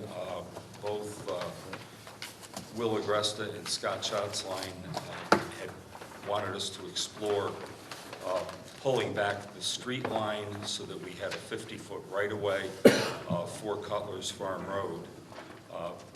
Scott Schatzline had indicated that he wanted to see some widening to Cutler's Farm Road to take place, which would have meant that the existing stone wall along Cutler's Farm would have been relocated. We submitted testimony or a letter from the traffic engineer that's been involved with the project through both applications, that Cutler's Farm Road has the capacity at its current pavement width to support the slight increase in traffic that's going to result from this development. But what we did do, and as we had discussed with the commission, was we did pull the street line back. It had been at about where the stone wall was. We pulled it back, and then the new setback line is located right here with a 50-foot setback, and the buildings don't. We're fortunate in that we didn't have to relocate the buildings. There was a slight encroachment from the patio here and here, but that's permitted under the regulations. If the commission does want to go right away, Will had indicated in his report and review that we'll have to submit legal documents that will actually deed that little piece, this little strip of property to the town of Monroe. And we also, if the commission agrees that this is what they're looking for, we're going to have to modify things like the landscape plan and some of the other plans that are in the package. But this is our proposal this evening, is to pull that back. Dave, where is does it allow the encroachment? Pardon? Where does the code allow the encroachment? It allows the encroachment of the patio. I know, where in the code does it say that? Oh, I don't have the, Okay. I've read it, and I made sure that Nick found it and read it, and made sure that we I'll complied. look while you keep going. I think it's 12. I think it's on 12. There's one back there. So that covers the right-of-way encroachment. And I'm looking at Will's review here. And we're in agreement with draft conveyance. The 4-foot wide gravel path, which is located here, is a proposal that was a response to providing sidewalks and there was some talk about providing access from the development out to Purdy Hill Road and out to Cutler's Farm Road, so that people from this, because this is an age-restricted community, that some of the people who live here might want to walk down to the senior center, which is about 1,700 feet away. The entrance to Wolf Park is about 3,000 feet away from this intersection here. So what we had proposed, rather than a sidewalk along Cutler's Farm Road, which we think would totally destroy the rural character of Cutler's Farm Road, we said, well, let's provide access from the development itself out to the intersection, and then people can cross the intersection, and they'll have to walk along Cutler's Farm Road down to the senior center in Wolf Park if they so desire. We had proposed that this would be gravel walkway. Will pointed out in his review that this has to be concrete, and we're willing to do that. Dave, he also points out that where it's on the complex property, it's a different standard than if it's on in the right of way. Right. So do you think you might want to pull some of that back onto the property That's a good idea. and just leave the minimal amount that goes, across the right of way? I think that's a very good idea.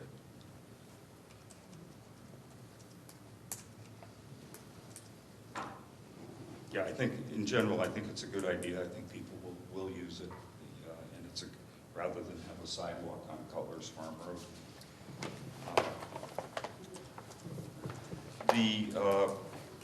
Number 4, the following, we tried to get together with the architect. We really need him to join us. We're willing to provide that information, but we weren't able to link up with the architect, but we will provide that information on the building zone compliance plan. I think we covered the development architecture. I think Pat Rose covered those, and he agreed at the last meeting that we would add these features to the architectural plans. The lawyer is currently working on the HOA declaration and the age-restricted declaration bylaws. That has to be, these are draft documents. They don't have to be finalized until the first certificate of occupancy is complete, but we're working on those, and we will submit them. Okay, to go back to that first comment I made, or the second or two. The AR district requires a couple of things. It requires the setback. It requires that the lands within the required setback yard have a landscape treatment as required in 6.2 of these regulations, including an adequately maintained landscape buffer. And that's gonna be different than probably the section Nick saw, which probably relates to single-family residential development, where front stoops and stuff can encroach into the setback, Right. but they don't have a front landscape buffer. So the landscape buffer is a separate requirement that this property has because of the multi-family component, and that is a different standard than the setback. So that other section doesn't apply, because you have to comply with the landscape buffer in the AR district. It also says that, no access driveway or walkway, except crossing to provide access to the abutting public street, and no building structure or parking area shall permit an required minimum front yard. So that also would affect the little sidewalks that are on the units. The one that you're taking out to the street is Okay. okay. So, That would be this one here. We can adjust that one. yeah, so you might have to make some minor adjustments to Okay. these things to meet the ARR standards and the landscape buffer standards. Okay.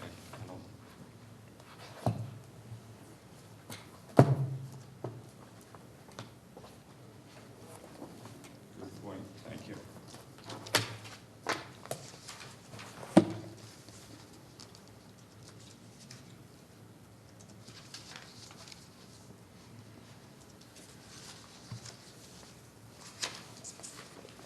The other, moving on to Scott's review.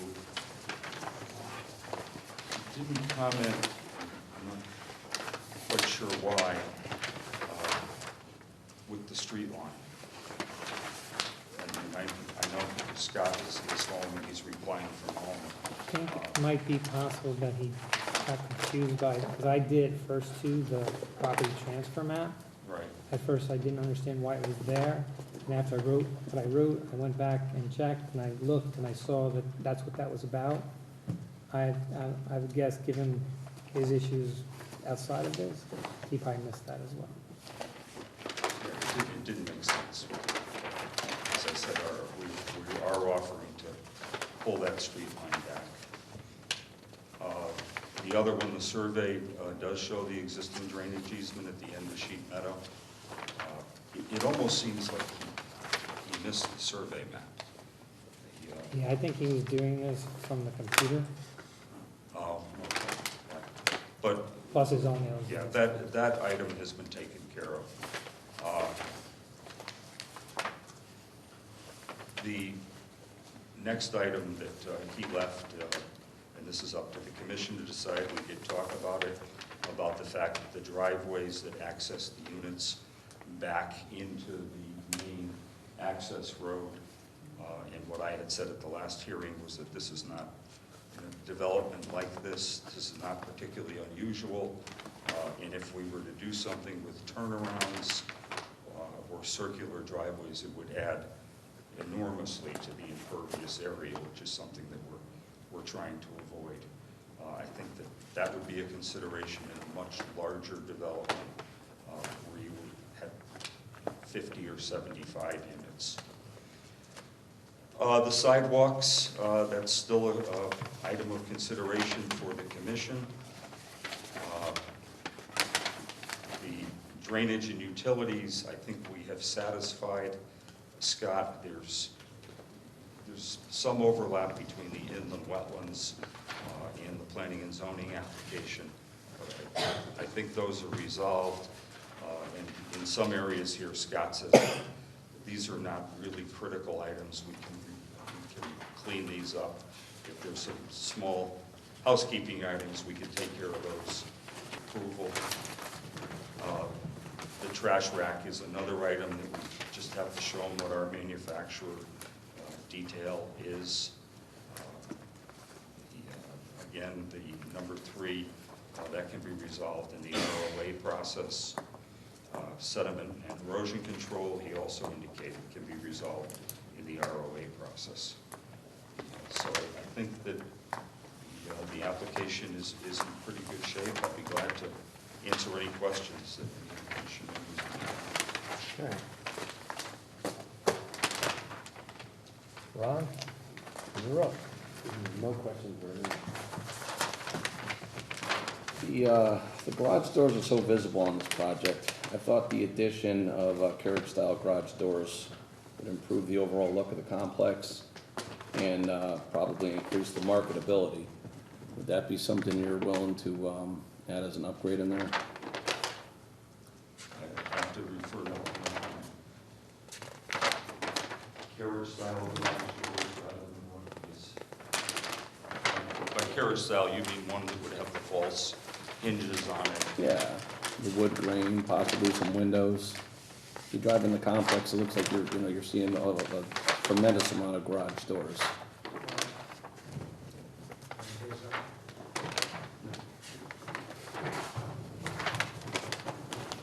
Introduce yourself. I'm Ken Twombly, the owner of the property, and we looked at that design that you're talking about, and it sort of draws your eye to it more than it would if it's just plain the way they are, with all the hinges and all of that. And I sort of like to, in my design, make the garage doors go away as much as possible. So that's what we came up with. Okay. That's all. So you have, in between buildings 9 and 10, that's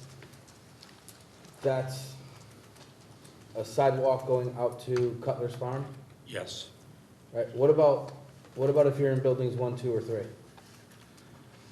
1, 2, and 3, you would walk down the road, or I guess you could walk, there's quite a bit of landscaping in the setback. You could just walk across the lawn here and grab the sidewalk here.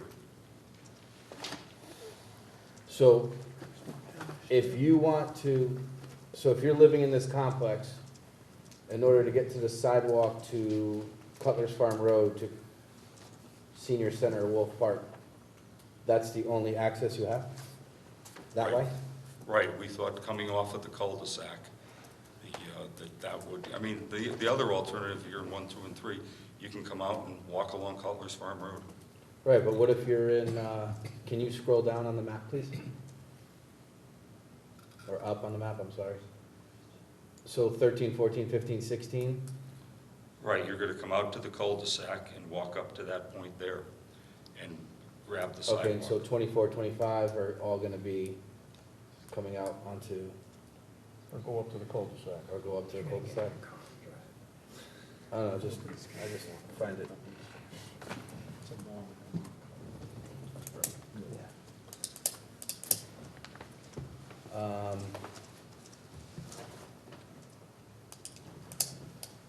There's no other way to go about that? We thought that was a good location. We would listen to other alternatives. As I said, it's 1,800 feet to the senior center from the intersection. If you're deciding that you're going to take a walk, I don't think that ground that you have to cover within this development is going to be a consideration. It's 3,000 feet to Wolf Park.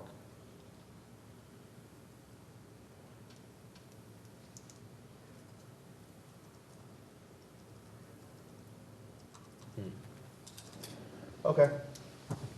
So Dave, you'd rather not put walkways in? Along Cutler's Farm? Not along Coughlin Farm, within the development? No, we had not proposed any walkways, but at the previous hearing, I walk away from these hearings, try to summarize what I've heard in feedback from the commission, and there was some discussion that how do we get to Cutler's Farm Road, and that because this is an age-restricted community, that people would be prone to walk to the senior center. Right. The problem is Cutler's Farm Road, north of here, north of the Purdy Hill intersection, is all developed. It's all been subdivided. There's no opportunity on behalf of the commission to, if a subdivision came in, that you could get, a sidewalk installed along Cutler's Farm. So people, unless the town comes in and installs, 1,800 or 3,000 feet of sidewalks along Cutler's Farm Road, people are going to walk on the road anyway. So this eliminates a little walk.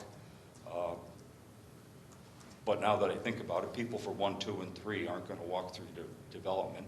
They're probably going to walk right out to Cutler's Farm Road Right. if they want to walk to the senior center. That's what I'm saying, yes. Yeah.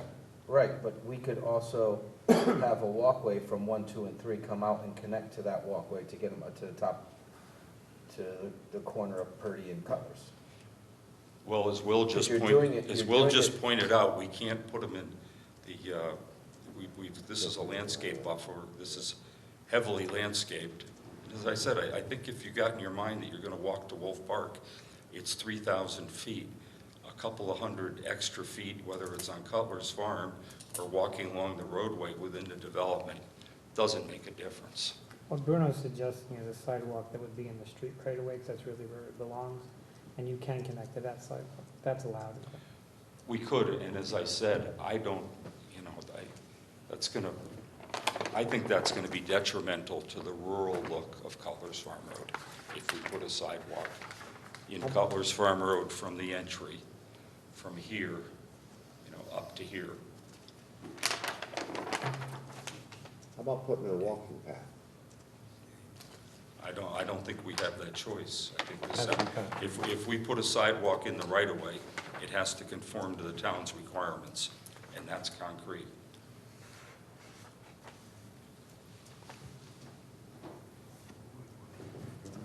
I just find it weird we could have it there, but not here. Yeah. And then we can't have it on that side either, on Pretty Hill Road. I kind of understand Pretty Hill, because those people could funnel in that way. Well, another question you should be thinking about, do you want to encourage people to walk from the intersection of Ferdy Hill and Cutler's Farm to the senior center? That's a long walk, a dangerous road. I didn't hear you. Long walk on a dangerous road. Okay, that's not all that was said. There was, I heard a lot That's more. exactly what he said. Yeah. I didn't say that, I just said that you should consider, And what about lighting? Consider what? because, well, the only sidewalk you'd be putting in is here. It's gonna Yeah. end at the intersection. There's no more sidewalk, so you're encouraging people to walk on a part of the street for, what'd you say, Dave, 3,000? It's 3,000 feet to the entryway to the driveway into Three-quarters of a Wolf mile, Park, right? and it's 1,800 to the senior center. Three-quarters There's of a no mile. sidewalk from the senior center to Wolf Park either. No, there's no sidewalks on Cutler's Farm Road. Well, that's because it's developed. Right. If it was not developed and it was a new construction, there would be sidewalks. We put them in. Potentially. There would, well, CVS, I believe, had to put them in, and that was new. Commercial. This is residential. I ended. And that connected to other sidewalks that are there. I mean, I'm not saying that having a sidewalk isn't a good idea if you have a plan to continue the sidewalk, but if you don't continue the sidewalk, you're now encouraging people to go into the street. Right, so then why do they need that little piece in the front? They don't necessarily do. That's what I'm saying you should consider. Well, I mean, in my head, if we're not gonna put it on that side, then we don't need it there either. I'd rather a cleaner look than a sidewalk. But if people are going to go down that, they're gonna go out the driveway, so if you deter them from walking through it and going out that sidewalk, you're getting them informed. I mean, please tell me we're not acting like Cutler's Farm Road is, No, we're there's not. not that many cars that go on it. I live on that corner. It's What I'm saying is, That intersection is part of the transportation study that the town did with Trumbull, and it does have problems. Yeah, I go through that intersection every morning and every evening. It's a very busy intersection. so at least having one to go up to the corner, if they wanna walk down the other road. Well, but the point that Will is making is do you do want to encourage people to go out on a walkway, finished walkway, out to that intersection, which is a busy intersection, and then have nowhere to go? I think But if you're they're not, gonna- Because there's no but on crosswalk. the other there's no- alternative, if then they're don't going put to it walk there at down all. to the senior Yeah, center, I'd rather no matter see, what. I'd rather see a planting or some I'm grass. saying, but if there are, they're gonna walk down the main driveway and go out, and they have to go that long distance, right? Yeah, we're not encouraging it though. The Which is sidewalk true. is encouraging it, right? Yeah. What's that? The sidewalk is encouraging it, To go out that way. I think so. but an elderly person should be walking on the grass because they'll easily fall. So if they're gonna walk there Hey, anyway. easy, pal, we're talking people Yeah. over 55. I don't think that, you know. You know what I mean? Thank you, Bill. If they're gonna do it because of. Listen, setback. think Well, I mean, if you live in Thinking Unit about 12, your- you're just gonna walk right through, if if you're in unit 12, are you gonna walk all the way down to the walkway, or you're just gonna pop out your front door, take a left, and then just pop right over to Purdy Hill? All I'm saying is in my personal opinion, if we're not gonna put anything on Cutler's Farm Road, I don't think you should have that little piece there. I think it would look a lot nicer if it was just landscaped or grassed or whatever we decide, than having that little, to me, that looks like a bus stop, personally myself. Okay, well, let's not get too much into deliberation right now. Let's Right. try to gather more information. So what other questions do you have? I'm fresh out. You're out? Okay. No, I'm good, he cut me. Did I cut you That's why he wants to sit on. How does that feel? Ryan? It's all one floor, right, the buildings, or units? In some of the units, there are walkout basements, and there is that possibility of having a bonus room over the garage. But Getting in the front door is just one step, two One- steps? One step, I believe. Step in, okay, that's all for me. No questions. No questions? Septic. Okay, my only comment was concerning that walk. If you did, if it does end up being installed, I think you should try to keep the majority of it off the right of way.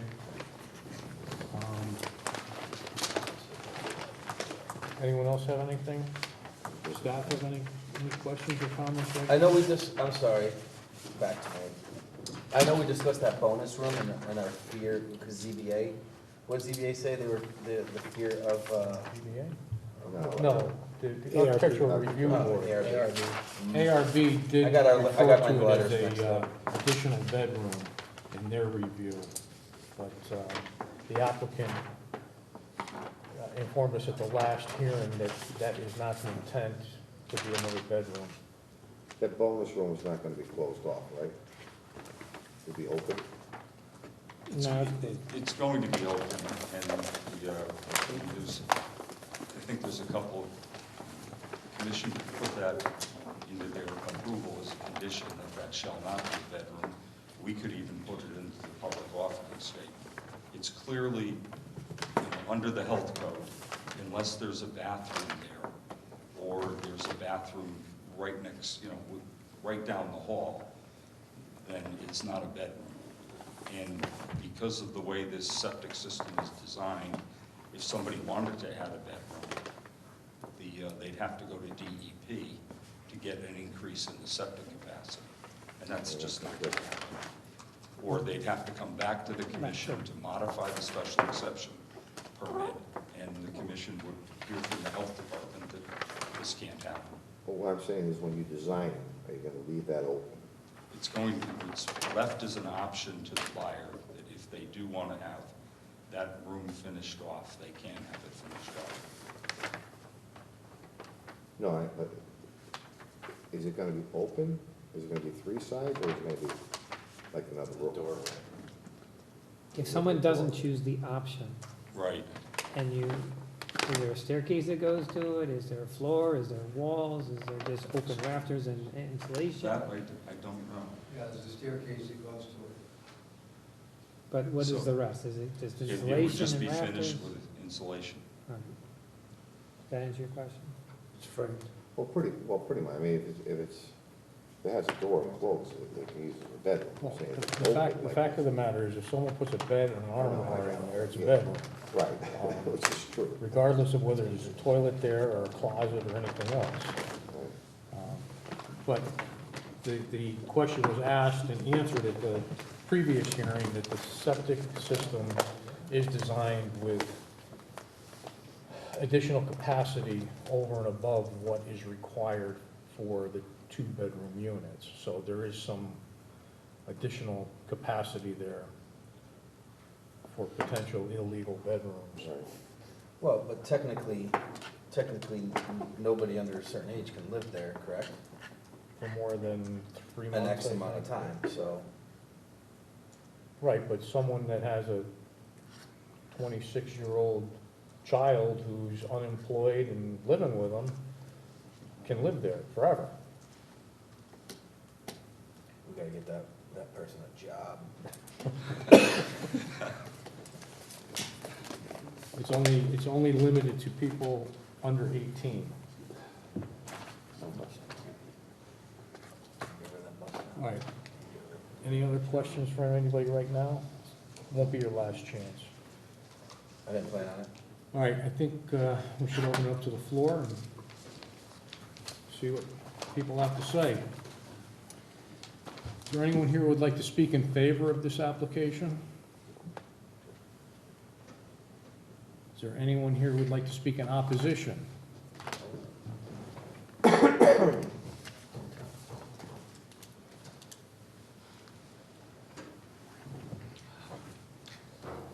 Good evening, my name is Sal Morabito. I live at 139 Cutler's Farm Road, which is diagonally across from this proposed development. I'm not in favor of this development because I believe it's too dense and that the multifamily structures are not in keeping with the neighborhood, except for a two-family house around the corner. Everything's a single-family house. This is obviously a very dense project for the size of the lot. Really worried about traffic, and I'm really turned off about the denseness of this whole structure. I'm sure that stormwater is managed correctly. Neighbors on Blueberry were concerned with runoff, and it does look like they do treat stormwater correctly, so that's not a big concern, but just the denseness, so I'll just leave it at that. Thank you. Thank you. Is there anyone else who would like to speak in opposition? Please come up and name and address for the record, please.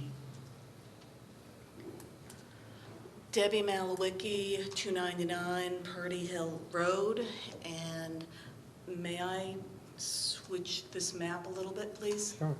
Thank you.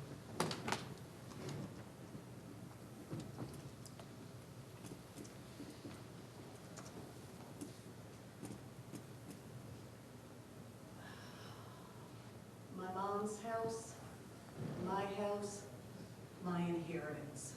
Just to let you know, we're probably going to be a family who is potentially most or pretty much close to most. I'm 5th generation here, Sippins, Yannissees, etc., Greens coming down. This is a tremendous impact on our neighborhood and the feel of the neighborhood, but more so, my house is grandfathered in so that, no joke, we're 6 to 8 feet from the road there, okay?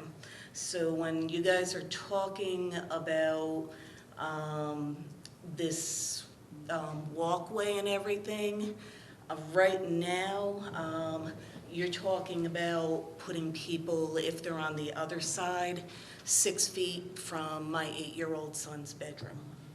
Okay, I want that to sink in for a moment, please. Would you want anybody to be 6 to 8 feet from your child's bedroom? And that's the only window, so only sunlight coming in and so forth there. So I have to say, for what we're seeing here, and I'd love to see this whole thing turn over to maybe just 4 or 5 houses, but I'm realistic. That's not where we are. It's not where we're going to be. I am very pleased to see this part coming in with the 50-foot layback and so forth, so thank you for that. That was going to be one of my questions tonight. I know in the original development, you had said there was going to be a lot of screening in there. That's going to happen. Okay. So that was one of my big questions coming here tonight, but I want to vocally oppose the sidewalk, the walking path, because even if it's just across the street, we have 4 windows on that side of the house, and one is my bedroom that's looking in 10 feet away from people being able to see my Excuse me 1 bed. minute. Will, see where it says house underneath Cutler's? Why don't you just put the cursor there? Here?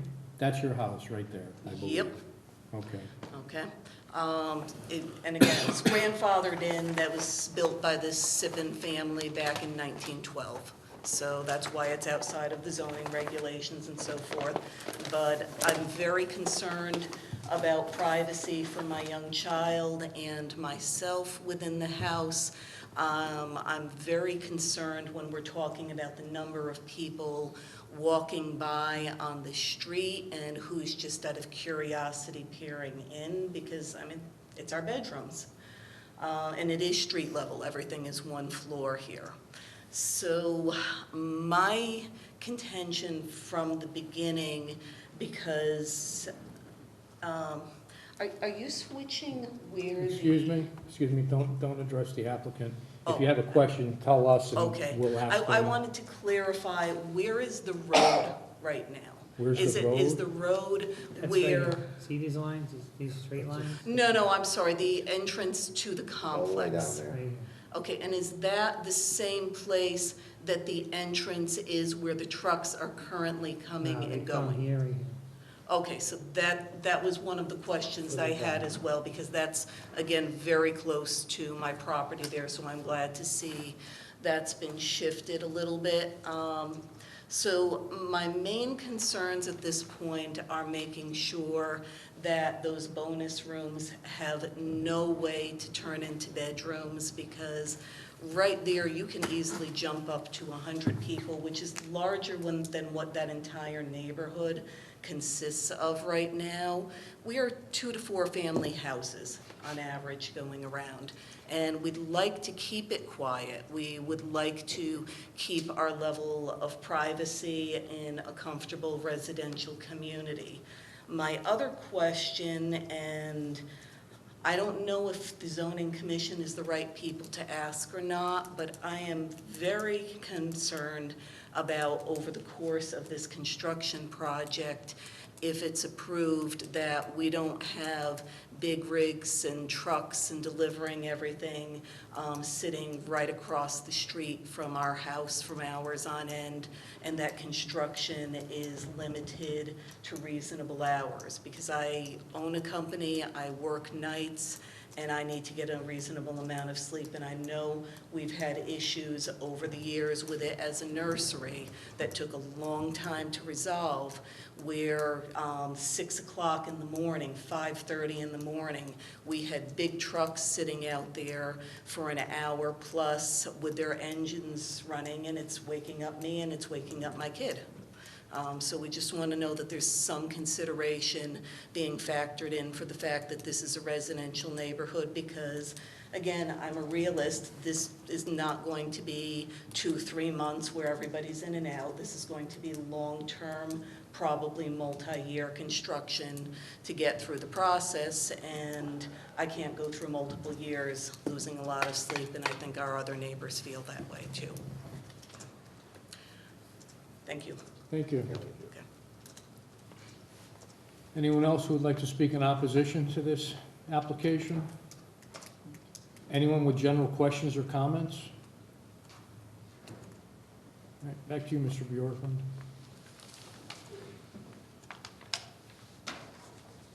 We have nothing else to add to the presentation. I'll be glad to answer any questions that the commissioners may have, but if not, we're ready to close.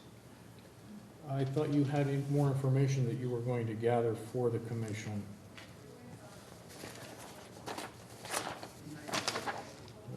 Christmas amnesia. Pardon me? I didn't realize that was. Do we have wetlands? Do we need wetlands again? No, No, we have wetlands approval. Okay.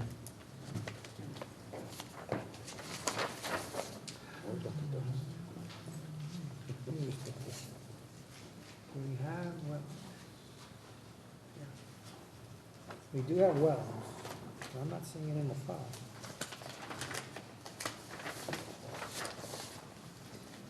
Is it included in your original submission, Gary?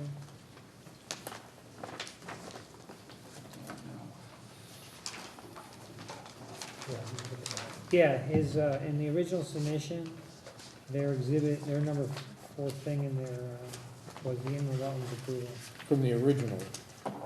No, I think it's the updated From one. this one? It was issued on April 10th, 2019. And actually, you had a deadline of January 5th. Did you guys miss that? We've made all the required submissions. You have, I think you have plans, right, that were finished? Yes, You're just in the holding pattern for us. right. All right, so we're good with them, with wetlands. Anything else that we need as far as you're concerned, Will? No, and I summarized at the bottom of my memo, the procedural things that you have to do. And we just looked at the wetland permit. And let me just double check that they didn't have any specific recommendations.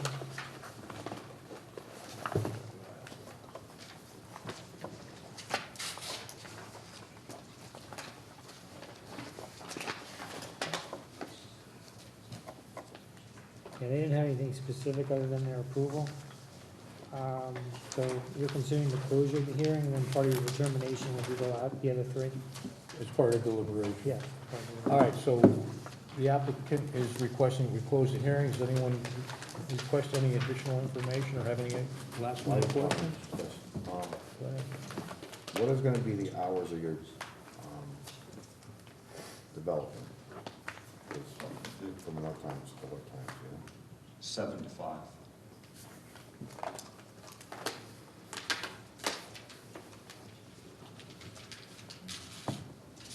Anyone else? Anything? No. Are those times flexible or no? That's standard for a construction site.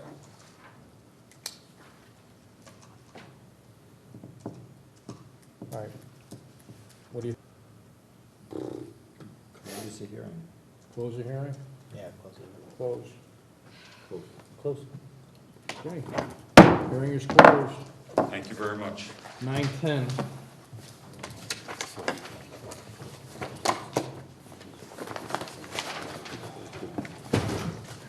We're gonna take a 5-minute recess.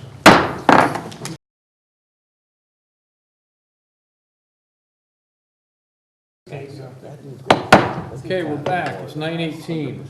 Next up, item number 9, site development plan and permit amendment modifications. We have nothing. Item number 10, time extensions, none. Item number 11, bond releases or reductions. SCP 2014-04, file number 1539A, 252 Monroe Turnpike, Goodwill, release of a $60,000 bond. We have a report from the engineering department recommending a full release of the bond. We have a motion. I move that we release the bond on SCP-2014-04. Second. Okay, any discussion? Oh, here it is. Anything? All right, call the roll. Mayini, yes. Ambrosi, yes. Porter, yes. Condon, yes? O'Reilly, yes. Item number 12, pending meeting minutes, January 2nd, 2020. Make a motion to accept the January 2nd, 2020 meeting minutes as drafted. Second. We have a motion, we have a second. Any comments, questions, corrections?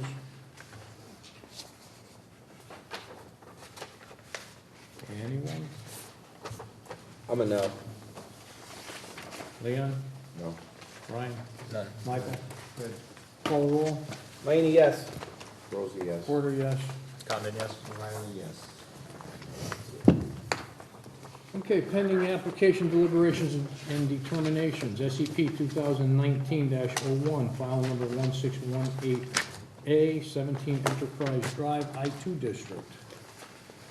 This was an application for a special exception permit from J&S Industries, construction and use of a second rear warehouse building designed for 1 or 2 separate tenants. Gross floor area, 34,390 square feet. It's on a site approximately 12.3 acres in the I-2 district. They have an existing site development from a 2007 special exception permit.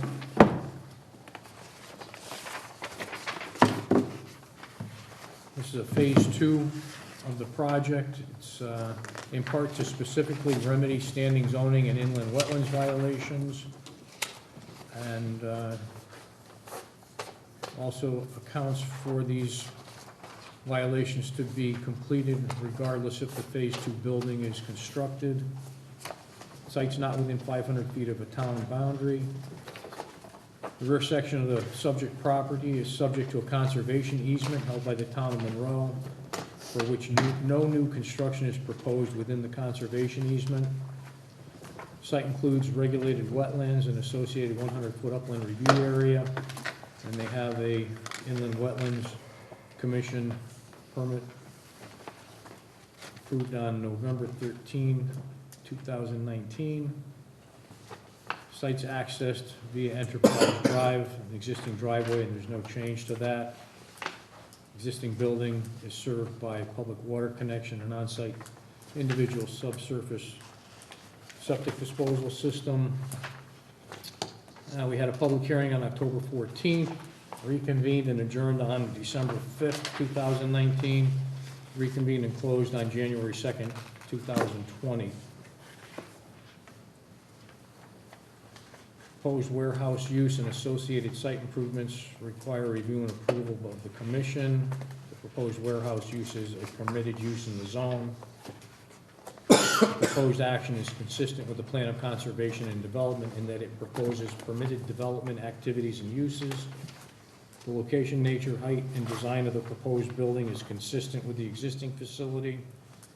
New lighting will be minimal and will match the existing dark sky compliant fixtures. There'll be one freestanding monument sign for both buildings. They're tying into the existing septic system with an approval from the Connecticut Department of Public Health. The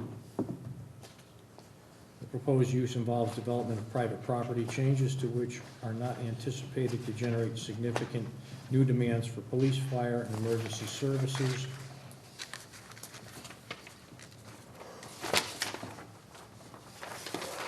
And deliberating on this are Porter, O'Reilly, Maini, Ambrosi, and Condon. Condon. Well, then, make a motion. Move to accept and approve SCP 2019-10, file number 1618A, as drafted. Second.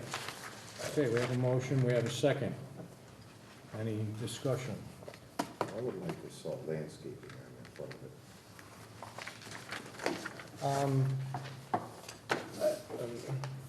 Yeah, I think we discussed that during the public hearing and a little bit during our preliminary deliberation. They do have you have that site plan, Will? I'm trying to figure out what the latest one here is.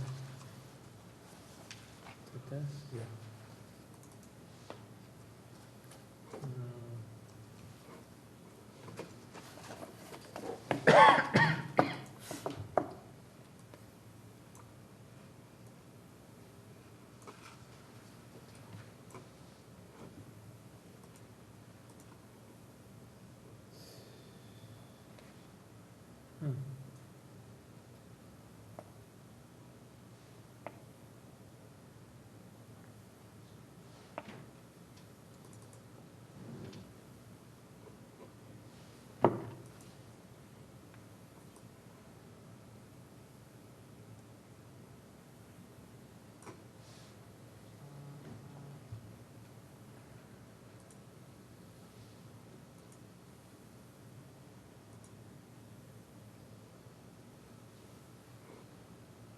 Let me go.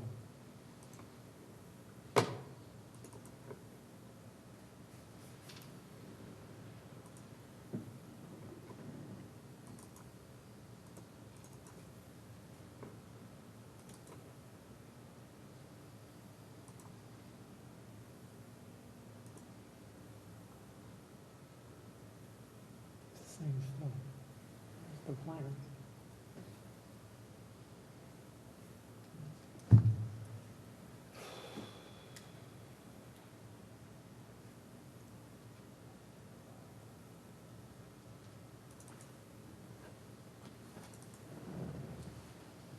I mean, like, you're unbelievable, dude. What was the question again?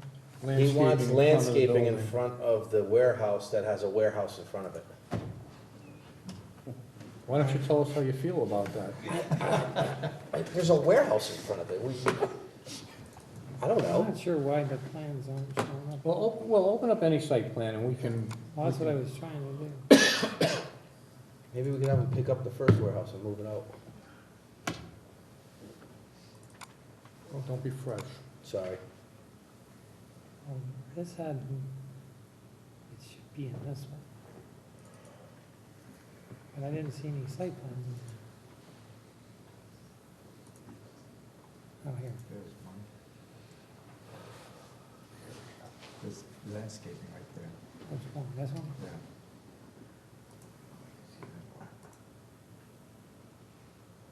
This is bubbles, but should be a landscape plan amongst this stuff. There you go. There. Oh, yeah. Yeah, that's. Just blow up the That front, works. just blow up the front of the building. Wow, that's, and I'm being fresh. All right, so Yeah, there it is, okay, it's this. they added, to the left, they have one right off the corner of the building, and then where that island of understory planting there. And then they have all the stuff over on the right side, around the retention basin.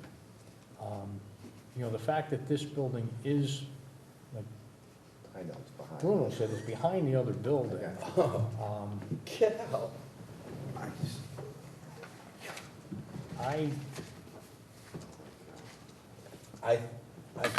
I think you should go there and donate some planters and put little boxes out in front of them. What do the rest of the commissioners think about the landscaping in front of the building? I think it's adequate. Yeah, I think the building blocks it, and then they did the screening right there that kind of blocks it from the driveway. I think it's fine.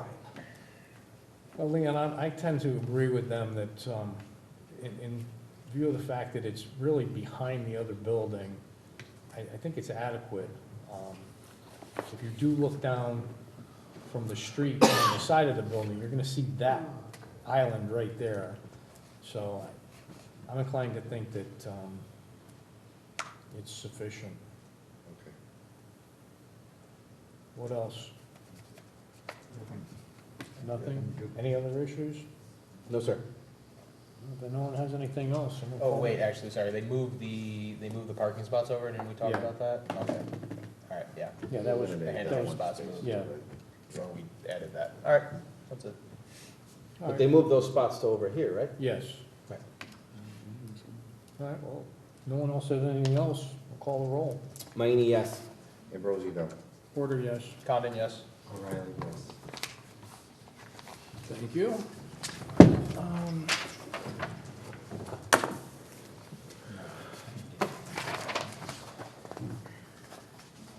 Okay, we closed We just did that. 2 hearings, correct? Hmm? No, we closed. Yeah. Closed 2. Yeah. The fill permit and We then, closed. 4 and 7180 Main Street, and we closed 269 Bird Hill Road. So, who would like to start the discussion on EFP 2019-03, file number 104, 4 and 7180 Main Street? I think one of the big things that came up was just whether or not we could allow them to do the crushing. Do you want to go over exactly what that said again? And We can, but my, allow fe- them sorry, to do Mike. the crushing, as long as it's that's what I just wanted to hear the language. environmentally, Yeah. Yes, but what if they put the crusher on Trumbull side? All right, section 6.4.9, problem. We have no control. conditions of excavation and/or filling or grading operation. And we have a whole list here, but it says, The plans as approved by the commission shall become part of the excavation/filling permit, and the following conditions, except as may be waived by the commission upon written request by the applicant in accordance with 6.4.23, shall be met. One of those conditions is no sorting, grading, crushing, or other machinery for treatment or processing of material being removed or deposited shall be erected, maintained, or operated on the premises for which a permit may be granted, except in an industrial district or in all other districts where controlled rock crushing, screening, and processing may be permitted by the commission on a limited, short-duration basis as part of site development and construction preparation, provided, number one, such controlled activities will reduce construction traffic by use of materials on site. Number two, such controlled activities will not involve mining or excavation of more than necessary to achieve site preparation of an approved project. All permitted such activities, regardless of permitted location, shall not include, permit, or involve materials from off-site locations. Appropriate precautions, safeguards, and impact abatement measures to address noise, dust, and other related impacts from such activities shall be identified, and appropriate plans proposed for review and approval by the commission. No such activities shall be permitted to occur within 500 feet of any residential district or residential use. Then 6.4.23, which is the waiver. The commission may waive the application and permit standards of this section on a case-by-case basis based on a written request by an applicant, and provided said waiver would be no less protective of the environment or inconsistent with the intent and purposes of the regulations pertaining to excavation and filling activities. So it's not less protective of the environment because you're avoiding trucking the material to another site and then trucking it back. And you're preventing potential bad material coming in from an off-site. It's the neighboring rock, Assuming that rock is clean, yeah, of course. See, but- we know, we know where the material's coming from, Yes. Exactly. and it's going to be on a commercial site anyway, right? There's no residential on that No. site at all. Well, Not on this side. On that site, There's potentially. residential right here. potentially, but I mean, right now, Across the for street. them to Well, fulfill yeah, it, 500 will come in here. it's all commercial. Right. Well, it's still, it's a commercial zone, Right. and, you know, there is the potential that it's gonna become a mixed-use zone at some Right, but I'm saying, but but it won't be just, straight just for residential. them to fill the site and the process material that they're getting, the artists that they're required, that's what I say they can use the crusher for, just that material only. Yeah, Yeah, we make sure would there's have that cap, Right, at that Restrict cap. them to yeah. Right, Well, restrict them to, I mean, if the commission were to waive that and allow them to crush on that site, I would recommend that it's only material from across the street. right. It's only material that's gonna be utilized as Not for fill sale. on that site, and there's no Export. removing, exporting processed material from this Right, site. not for sale. Or they can't sell So it to. export, even export. Yeah, or even, Say, correct, right. yes. From this site, Right. yeah. We're just allowing them to, They're Get it limited down. to the fill required. What? The way you're looking at me with that, with your eye, I'm getting a little nervous. I won't look at you. so you can write If that I up look like this a direction, I'm will. gonna look at you, Rob. Sounds good. Will, you can write that up as a, Yeah, I can. But that's all stuff that they said, They were okay. But We're before or okay after with they that. move the crusher that's there Just make- today? I'm sorry? I said before or after they move the crusher that's there today? what's that? No. the crusher's been there forever, so it's not, I mean. Anyway. The other thing is if we don't approve it, right, what if they move the crusher to the Trumbull side, then we have no say anyway. Well, I don't know how that works when you have dual jurisdiction on a property. My only thing is I would say we should waive it, in my opinion, we should waive it because at least if we waive it and we know it's coming from across the street, we definitely have a way of monitoring what's going on. if we say no, they're gonna move it over to the Trumbull side anyway. They're gonna do it anyway. And Trumbull We has know how less. many yards we're gonna And- take and out we on the don't- other side. So And at we don't that point- oversee it. At that point, the crushing's gotta stop, because the Yes, site once, will be down to what it's supposed to be, and that's it. yeah, I agree with Leon on that too. Well, it's gotta be when this site's up to what it's supposed to be, not when the other site's down. Right. No, yes, Yeah. yes, Leon. Because yes, once the he's other right. side is down, or once this side's up, whatever's still getting more removed work from there there. needs to get shipped Shipped off off, how it is right. without getting crushed to wherever they wanna sell it to, but they can't crush it on the Yeah, property. but I thought they came up with a calculation how many yards exactly needed. Yeah, they have. No, there's an excess. Right, but There's they gonna said be there's an an excess across the street. Yes. I think what, it was like 80,000 yards coming out? I forget. Yeah. But they do have excess. There's more. I think if, All right. in my opinion, I'm okay with waiving that if it's just being in Monroe, it gives us an option to. Well, I think your emphasis on the other site is also very important, because you don't wanna set a precedence of just allowing crushing. What's that? Yeah, it's Yes. not, it's gotta only, come from the other side. the crushing is only For for the material coming off the other site, Right, for, right. Not from up the street. correct, Right, but we is also, exactly they right. also said that that was the plan, so, Right. I mean, But Have to. if for some reason they decide not to take down that other site, then they have nothing to crush on this site. correct. So if it's not coming from across the street, it's not being used. Right, Without coming back here. right. Correct. Well, they could still fill it, they just can't crush on the property. Right. Right. That's a lot of rights. Okay. You got that? Did you write that down, Will? What about their Thank God request it's all recorded. for waivers on the grading? But that's That's the other side. that's across the That street. was there No, they're asking for waivers on this site. only Are they? within, Absolutely. You need waivers for this thing here? just in there though, right? Not on. Here, here, and it's on here. Yeah, but wasn't that just a fill, and then once the primary project takes off, they're gonna, You really can't talk about prime project, because one is another. because it, right, it's not. You gotta read the fine print. That's what I have you for. My glasses are broken.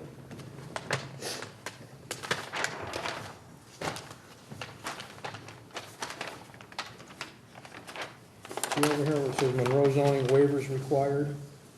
No change in contour shall be made within 25 feet of any property line.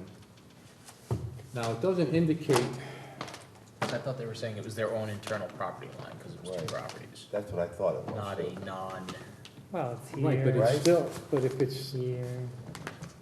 Where? I think it's along the sides and in the internal property. it doesn't matter if it's an internal property line, it's a property line, according to the regulation. I get that. That's why it would be a lot easier if the lots were combined, because that property line would go away. Of course, but I know our regulations are kind of in there to protect the neighbors, and if the neighbors are technically the same people. Well, Ryan, it's also in case nothing ever happens and someday they become neighbors because they True. sell the lot. True. And they're asking for a waiver of no artificial slope greater than 14 degrees, which is 4 feet horizontal and 1 feet vertical, shall be created within 50 feet of any property line. Will, do you know where that is? Assuming it's in these areas, Internal line, right? right here.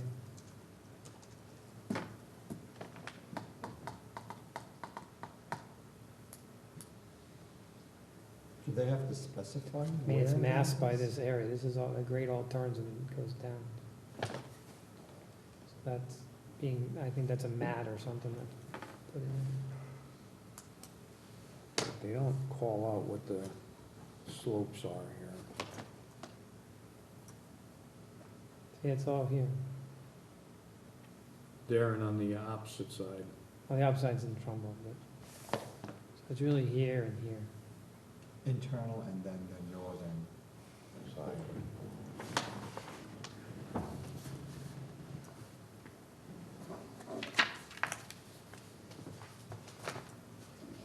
I don't know what's going on in this area, which is also Monroe.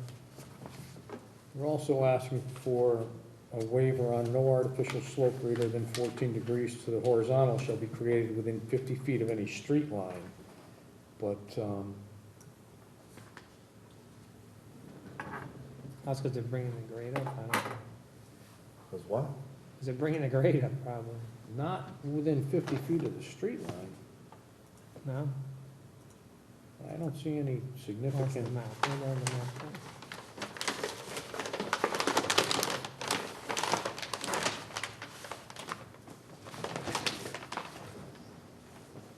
Not much. No, nothing is within 15 feet. 50 feet. See, the 50-foot is up there towards the top. We don't have any drastic grade change within that 50 feet. Oh, this is all fill here.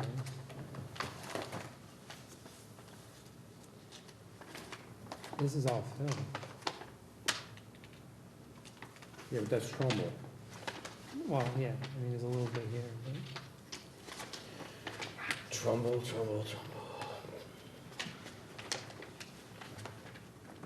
Yeah, the street line is mostly Trumbull.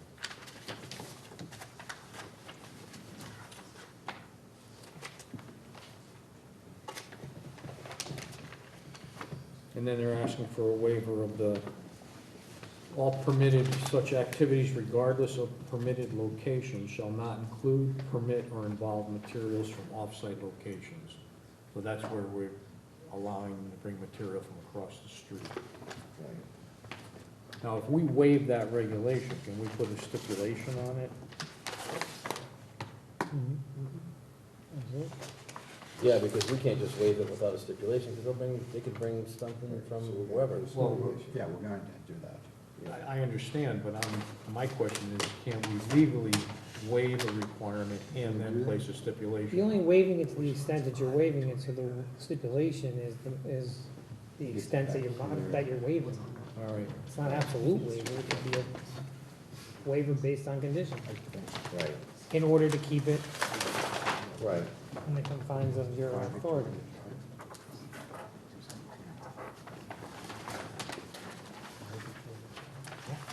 All right, so those are the waivers that are being requested. Some feedback on that? So it's across the street. It's shooting. Michael, what do you think about the waivers? Well, we decided on the last one is okay. No, the last one's okay with stipulation. Stipulation. Right. The Right. street line is almost all in Monroe, I mean, not Trumbull. The internal, property lines, I don't think that's a big deal. The only one I'm concerned with is the northern one. Change in contour within 25 feet of the property line, the northern property line, which Yeah, I would want that to come in. I don't know. But you know what? If you look at, they have a 20-foot setback line indicated on the drawing, and they're really not changing the grades within 20 feet.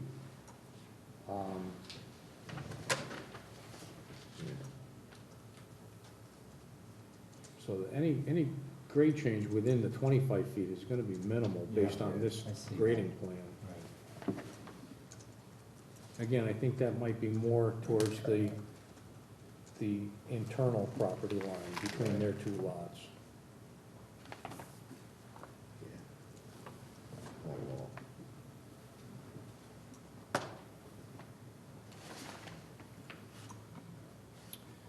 Okay, well then I don't think it's significant, then I would be in favor of the waivers. Ryan, what do you think? Yeah, I mean, I understand wanting to protect a potential future neighbor if they buy the property and it splits, but at that point, that person knows what they're buying, so. Yeah, Yeah, I've heard that Leo? before. yeah, I'm good with it. Bruno? I'm good, sir. All right, so Will, it looks like the commission is in favor of granting the waivers. What else?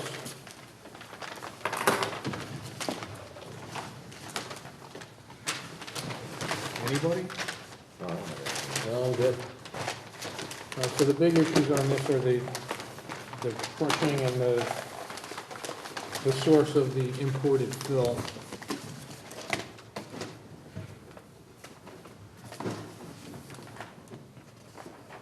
Nothing else from anyone? No, sir. All right, so how do we want to instruct Will? Write up an approval. With conditions. With condition. Oh, yeah, he's got them all in his head. You already wrote down. All right, everything's good? All right, got that, Will? Yep. All right,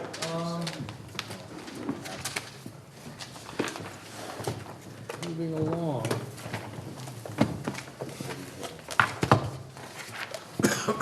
We have SCP 2019-11, file number 1619A, 269 Purdy Hill Road.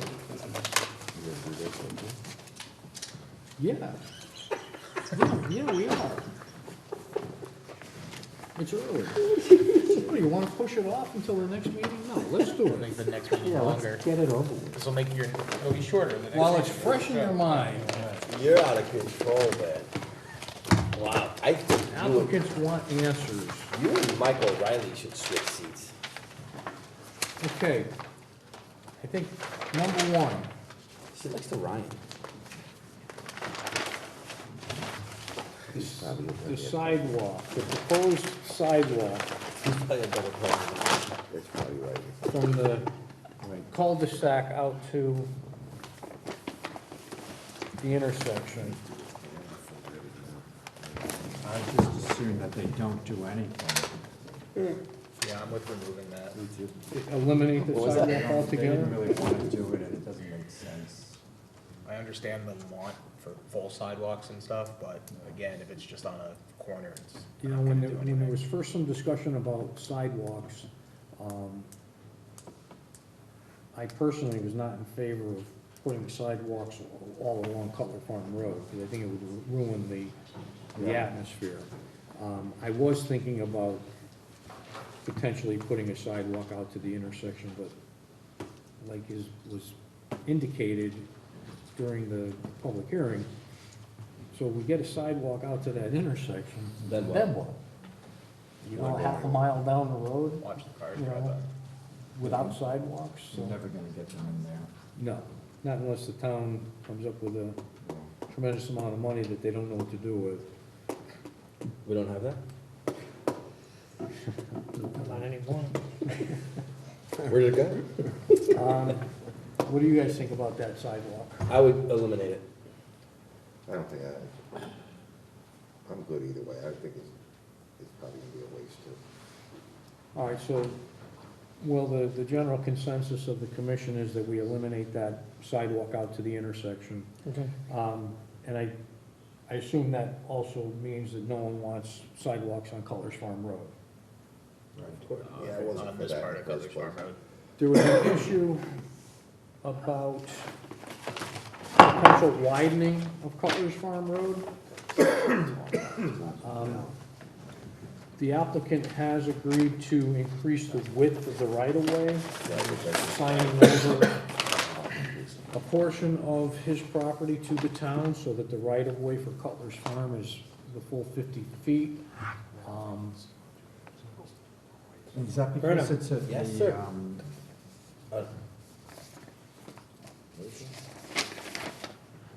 Is that because it's a multifamily that 50 feet is required?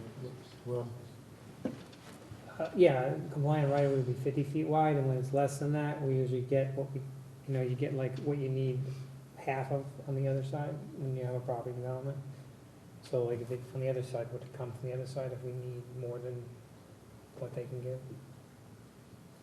Probably not, there's a front door there, isn't there? No, but it may not be possible, but I mean, you can't generally take it all from one side, you have to. All right, so they've agreed to give the town the land to increase the right-of-way. There was a question, Cutler Farm Road should be widened in the vicinity of the proposed main entrance exit drive in order to achieve a minimum compliant appropriate roadway lane and shoulder width. Again, I don't think that we should really be proposing any changes to Cutler's Farm Road. As Mr. Bjorklund pointed out in one of his responses, the width of the road is it's called a calming effect, and because it's a narrow road, it tends to keep traffic going slower. We widen the road, people are gonna have a tendency to drive faster. So I'm in favor of leaving the road as is. I agree. I'd like the rest of you to weigh in. No, I'm good with it, too. No, we'd still be getting the right of way or no? We still get the Yeah, right of right, way, okay, yeah. but we're not We're physically not gonna increasing expand the the width road. of the paved Yeah, no, surface. that, yeah.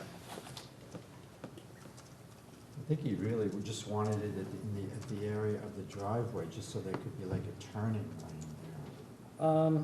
You know, this way, if someone's turning right, they're gonna have to stop. If someone's turning left in there, they're gonna have to, It's just like if someone's turning into their driveway, the car behind them has to stop. no one, right, but if there were room, they'd be able to go around. Yeah, I think that's what Scott meant, but I don't think it's a requirement. Yeah, I I- wouldn't make it a requirement. That's Okay, what because so it's more than now. one person turning into the driveway, it's every single resident turning into that driveway. right, so we're not gonna require any work on Cutler's Farm Road. Correct? Yes, sir. Yes. Okay. There was an issue with the cars from the driveways of the individual units backing out into the private roadway. Does anyone have issues with that? Can we pull that up, please? There's so much impervious surface already in that. I mean, Who has to prove, we discussed all that, too. Yes. We didn't tell them where it was. We did, but this is a new application, so. As Leon just pointed out, in the previous approval, we did not require them to have a turnaround in the driveway. I don't even know how they could. Well, they were a lot less driveways, though. It would be all. Well, there were driveway. 16 driveways They'd have to remove units. Well, instead of 15. 25. Yeah. So you're concerned with, Well, our regulations are for residential driveways require a turnaround. But in order to have turnarounds, we'd have to pave the entire area in front of the buildings, doubling the amount of impervious surface and losing all the landscape areas. For future benefit, if you look at similar development, another design that could be looked at someday is you do courts. So you take the driveway in here and it goes into garages on the side.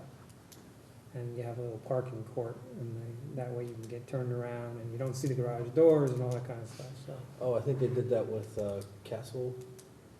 They have those, like, those little courts you can pull in driveways. Oh, I see what you're saying.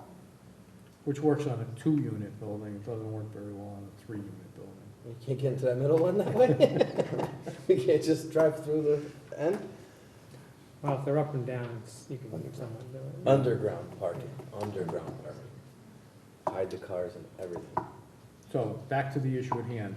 Yeah, no, that's Does fine. anyone have a problem with the proposed layout?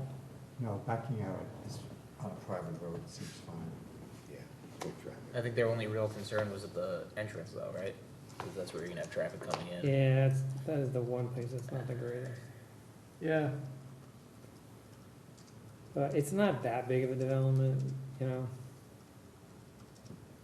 Probably gonna have 50 cars in that, if everybody has 2 cars. It's pretty wide there, anyway. Maximum. Yeah, and there is that esplanade there that That's what I'm kind saying, of pretty keeps wide, keeps the it incoming away cars right, away from that outside. Unit 1 driveway. Yeah, It's really only like Unit 3, really, right? all the way up there, still wide up there too, but No, I think it's fine. There were a couple of notations regarding some of the engineering issues, but they were all things that could be either conditions of approval or worked out during the review of application process.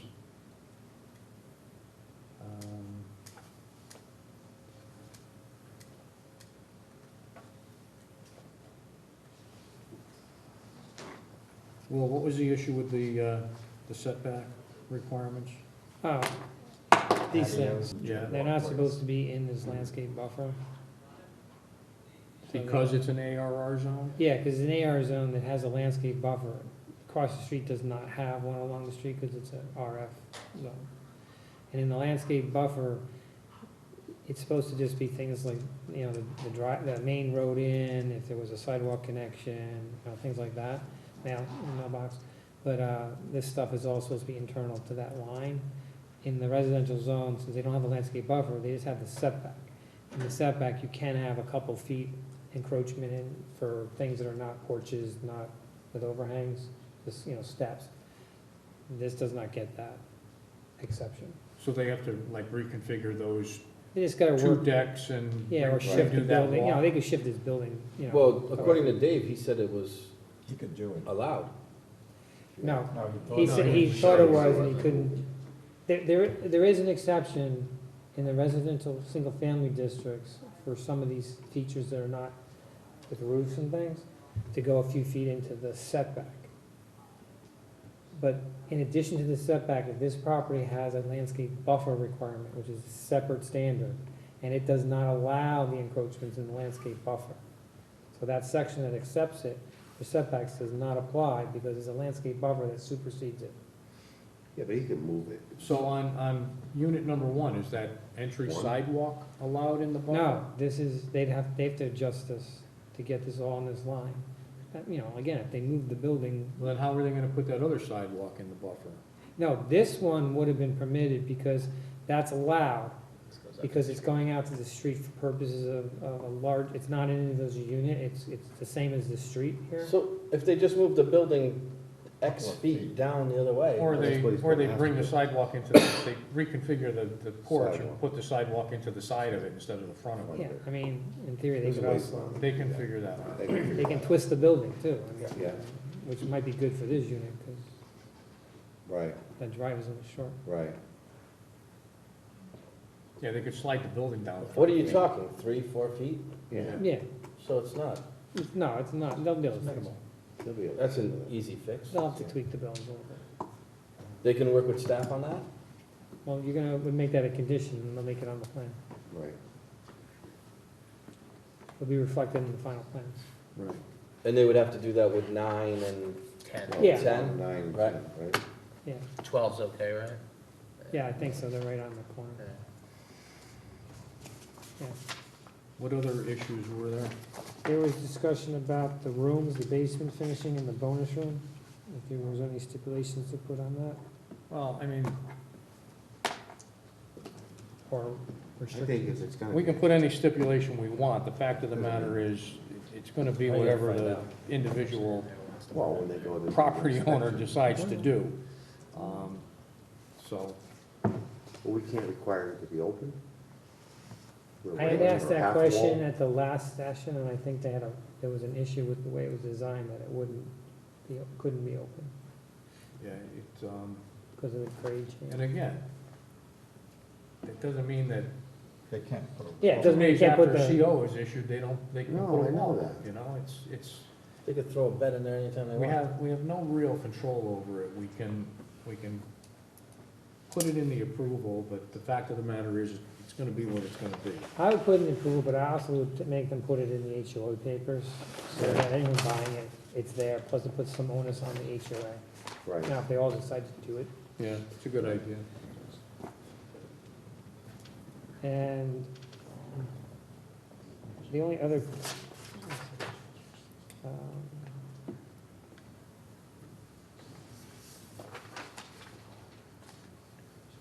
there was a comment about the architecture as far as the garages, whether you're okay with that, or you want to do something different with the garages. I understand not wanting to have windows in the garage doors. I think those garage doors are gonna be an eyesore, personally. So what do you want to We put? wanted to minimize the attention drawn to the door, so they're plain. Right, they're big and plain. So when you Yeah, pull big in, you're blank gonna wall. be, What's that? you're gonna be hitting the face with garage door. Look up there, the picture. Well, look at the elevations.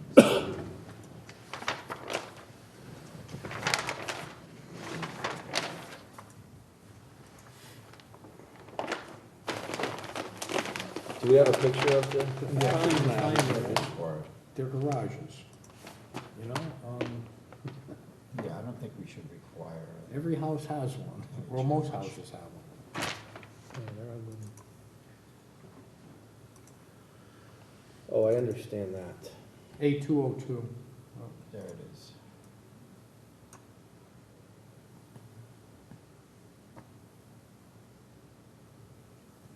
there you go. I Yeah. mean, What? I don't think They we put the should picture up for you. I know, I see it. make any changes. You have a problem? Yeah, I don't like it, but I'm saying. it's a garage door. Unfortunately, Well, it's this, kinda this is garage probably doors, not the right? best drawing, because it's an elevation flat. You're not seeing that these things are forward of these spaces. These are all recessed. Yeah, So these are really out front. right. They don't have any angle shots, which would more show you that this is much closer to this one. But there's gonna be landscaping around there, right? Hmm. We have that? Yeah, there's minimal in the front. Foundation. That we didn't have on the other road. Here you got your landscape. Let me go to the floor plan, see how these are the garage doors here. They are sticking out. These are all stuck back and behind them. Landscaping, Listen, the garage doors are what they are. I mean, just because they're not the prettiest things, but they're garage doors. Yeah, exactly. Yeah, I'm okay with them. Yeah, I don't want to put any requirements on them.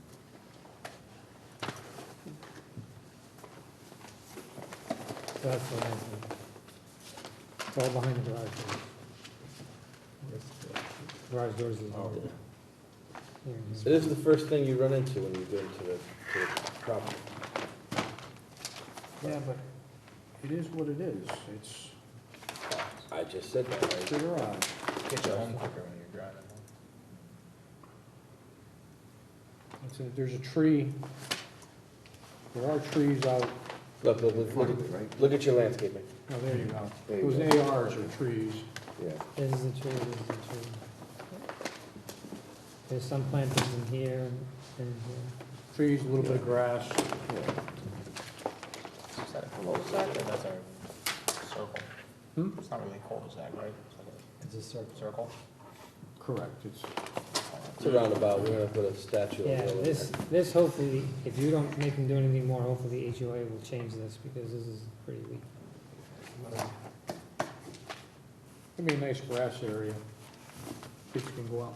there. Kids? when they're What visiting- kids? When they're visiting their grandparents. Oh, good call. Good save. Maybe they put some picnic benches out there. I mean, it'd be a nice place to go hang out. Then they don't have to walk Well, to the since park. there's no Then they don't have sidewalks, to so walk just to- go there, so. They don't have to walk to the park or the senior center. Exactly. They can play pinochle out there. Do you have any other notes, Will? I don't think so. I didn't see anything in Scott's thing. You can't put your horses there. No horses. No horses. I think it's only fair to point out that we only had 2 people give any kind of public response. Both of them neighbors across the street, both of them opposed to the overall project. So I just wanted to mention that. Is there Yeah, anything one we could neighbor was logically do concerned about about the the density time. of those? I mean, I can tell them, knock down Yeah. units. No, the only thing that we can do at this point, since the hearing is closed, the only thing we could do is deny the application, As far as what? reducing the Right, density. Density. Yeah, no, we can't, right. Yeah, that's something that during the public hearing, the question Yeah, could have that- been yeah. for. You said 7 to 5? is Yeah, they normal. said they'd be working 7 to 5, which is pretty normal for the, It actually is standard. Because materials generally get out of the warehouse around 6 yeah. by the time they get to the site. I mean, I understand her point. It is annoying. Those trucks are loud and Do we want to consider limiting it, giving an hour, or no? they're not gonna abide by it anyway. 5. Do you want any of the perimeter landscaping in before they do the major construction? I'm sorry. Do you want any of the perimeter landscaping in before they do the major construction? Would that help? Not really, because I see that landscape buffer, you know, if we're right up to the landscape buffer, during construction, they're going to be in that buffer. Yeah, you don't wanna ruin it. And, you know, anything that was there is just gonna get destroyed. Well, he's using a lot of the plants that are on site, so he's gonna end up moving them and planting them probably as he goes, so. And how big is the buffer? With the It's landscaping 50 in feet it? wide. 50 feet. 50 feet of Well, landscaping? there's a 50-foot, but then there's a little bit more area, because the buildings are on an angle, so there's And- pockets. And they're taking down that house, right, once they're halfway through the project? 80%. 80%. When they're 80%, unless they- there's a change in the state regulations, And then they're, and then they'll come in for a modification. Yeah, but they have to come before us. Yes. You're gonna have to change the regs. What's that? You'll have to change the regs, To reflect. Change our regs? because that house is a single-family home, okay, so you can't mix the attached and detached. right. Right. But that will only happen, that's only I'm assuming they're potentially going to they're happen. gonna use that as if an the office. state changes the regulations. But I'm assuming they're construction using office. that's gonna be their office, right, Yeah. while Yeah. construction is going on? Instead of putting one of those trailers on or something? Yeah, that's what they Intend to do. indicated. Aye, No, as far as what Will was saying, I was like he was saying about the buffer, can you put something on the outside of the buffer? Well, no, because that's in the right of way, and they can't landscape the right of way. it's not theirs. This is their landscaping and the landscape buffer right Yeah, it would not be practical to That's all require them to landscaping. put any of that in before those buildings are up. here. Yeah, I mean, it's pretty relatively flat site in some respects. I mean, it does grade this way, but, yeah, I guess if we had a berm or we were creating something like that, it would be different, but we're not doing that. Okay. You also have to give the, the one other thing I'm assuming you're okay with is, there's a series of, this isn't the best plan to show it.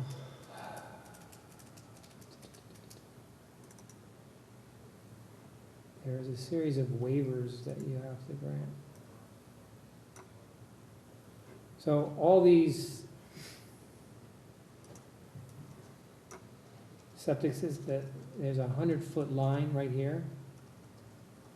This line, Yeah, okay, that is the landscape buffer requirement towards the rear, because this is all single-family zoning. yeah, Within this area, there is restrictions for these septic systems and for these, the stormwater area and this septic system here. They're not allowed in the landscape buffer short of a waiver, so you have to be granted a waiver. And as you remember, they, on this site anyway, they showed you the big arborvitae's that were there, plus the other landscaping they're doing, of course. This slopes down away. They are retained, this is they're keeping this existing tree line. So again, these are waivers you would have to be granting in order to, Where would their fields be? what? those other fields. Those are the fields. Each multi-unit building is has their own field, so Each cluster each cluster, right? has Their own fields. its own septic system. I have no problem with granting those waivers. I'm good with it. Yeah, I'm okay Not a problem. And who maintains the septic system? Association. Association. Association? Association maintains everything. Okay, And that's part So of the, that's part of their- the draft that they have to That you provide. It's a condo. provide us. It's a Right, condo, like any other condo. right, okay. And they also are responsible for maintaining the 55 and older, and reporting to us about that.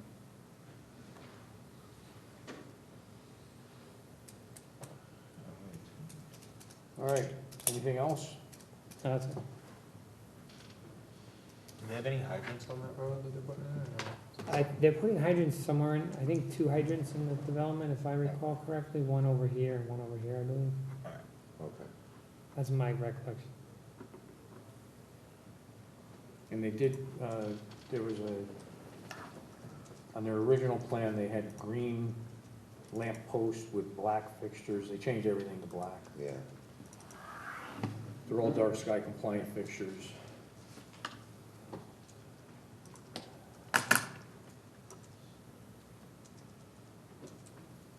Doesn't have the utilities on it, does it? Maybe they'll put the hydrants. Oh, yeah. That's it?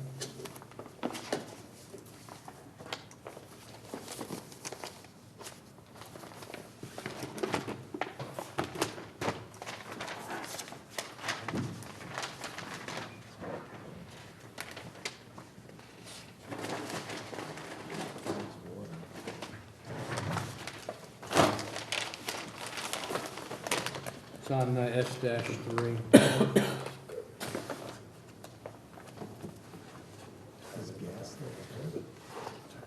You have one here. Yeah.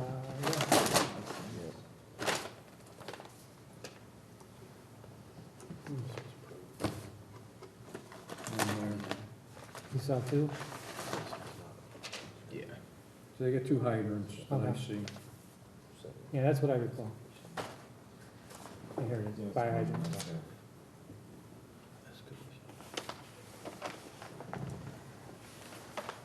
Actually, can't be there.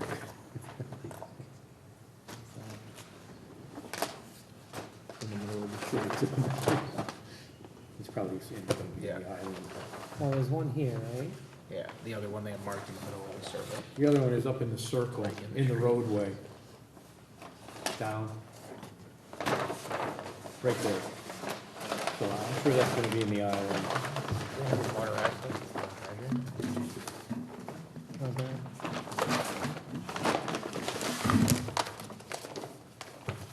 Well, I'll add that in. And if not, we're gonna have to require bollards.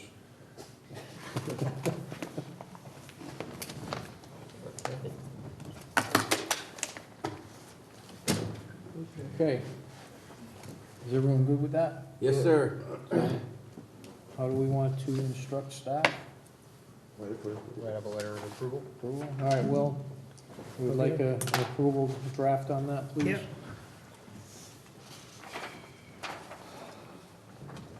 Anything else I'm forgetting as far as deliberations? No, sir. Okay, item number 14, regulation review amendment work session. We have drafted a proposed text amendment to address preview menu boards. Thank you.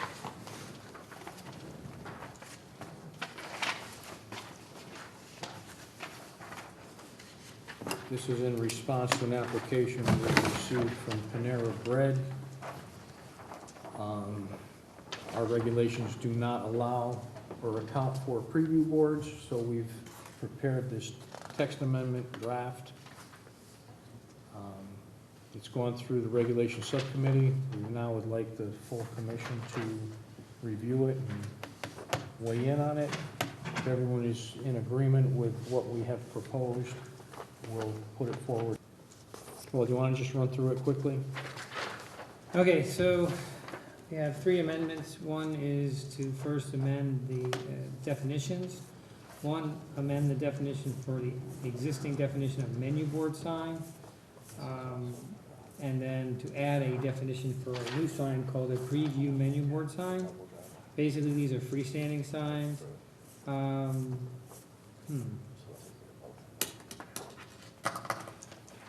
I just realized that other regulation says it can be integrated to the wall, What's that? that it can be integrated to the wall.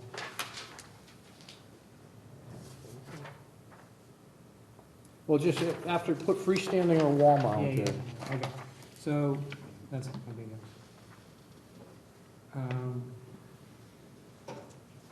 And again, they're supposed to be designed consistent with the building architecture, and the menu board sign can have the electronic communication device between the patron and the restaurant. The preview menu sign would not have that, and it's only allowed in relationship to a menu board sign. So if you don't have a menu board sign, you don't have a preview menu board sign. Amendment 2 is adjusting the existing table. This is obviously a snippet of the overall table for signage. As you can see, the menu board sign, the discussion was to change that requirement to allow it one per lane. So if you have multiple lanes, you could have potential for more menu boards to serve each lane. The preview board sign was discussed, and the committee consensus was to let it be about half the size of the menu board, since it is ancillary and secondary to the menu board. And that's where it gets freestanding or fixed to building. And that you can only have one of those per menu board sign, so you don't have multiple. Third amendment in this series is there already are existing standards for exterior service windows and menu boards. So part of it is we're introducing the word preview menu boards and making a distinction in item B that the speaker is just in the menu board. Item C, again, adding preview menu boards and beefing up the things that are distracting that you don't want. And then it's only for the menu items. They are gonna have changing images though. Under C. No, No. they have static boards. They're static and they push them in and out seasonally. Some of them have the LCD boards, and they do change every couple of minutes. Panera doesn't, so I I mean, if you want, Panera doesn't, McDonald's right now does not, so. McDonald's in Monroe, and, not Monroe, Derby does. So I think they're coming, they can change we it. can change it again. Yeah. There's no other drive-throughs in town that have more than one menu, preview board already? Legally? Well, None of them have any of them legally. I don't know how legally, but I'm just trying to think if they're trying to bring as many up to code as they can. have a couple. I feel like most have two, don't Where do we have a drive-through other than McDonald's? Dutchess, Oh, excuse me, Dunkin' Dunkin' Donuts, Donuts. Baskin Robbins. Yeah, Starbucks. Those are all legal. Bill's Drive-In was approved, right? They haven't built them. Yeah, they didn't build it though. I'm just thinking I, two is a more of a normal thing, but what did they say? Two what? Two preview boards before you get to the menu board. No. No. Don't go through a No. lot of Should we put drive-throughs, a actually. concierge out there and tell them what One they really wanna preview eat? board per menu board. Apparently Chick-fil-A comes right out to you before you even get to the Yeah, menu they board. do. Do we have a sampling board? That sounds good. I suggest that we keep it like this for the time being, because this is what the uses in town have indicated What they were looking for. that they have. And the last one was to locate the menu board in the driving lanes, at least past two queue spaces, so that there isn't someone trying to mucking the works by sitting at the end and blocking the lane, so at least there's a couple spaces to get the gap. Get off the road. Yeah. Yeah, get into the queue line so that there's room for cars to come in behind. Very simple. I say move it towards public hearing. Anything? I'm good with it. Ron, Rob, nothing? Everybody's good? Yes, sir. All right, let's schedule for a public hearing.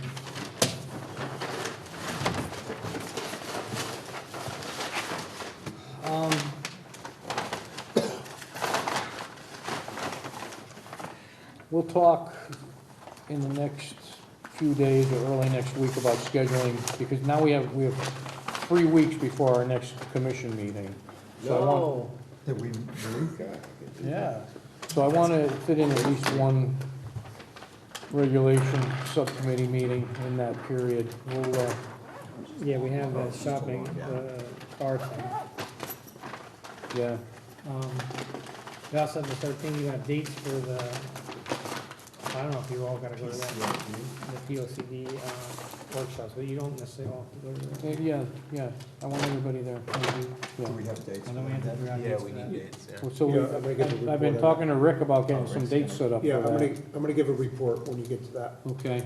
All right, so we'll set something up in the next 2 weeks for an amendment work session, and we'll just confer with everyone and make sure that it works for everybody.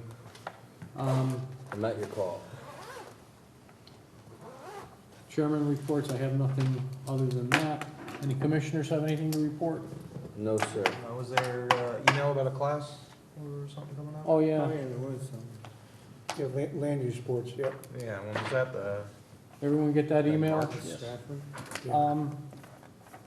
I've only gone to one or two of those work sessions, but they're very informative, they're worthwhile.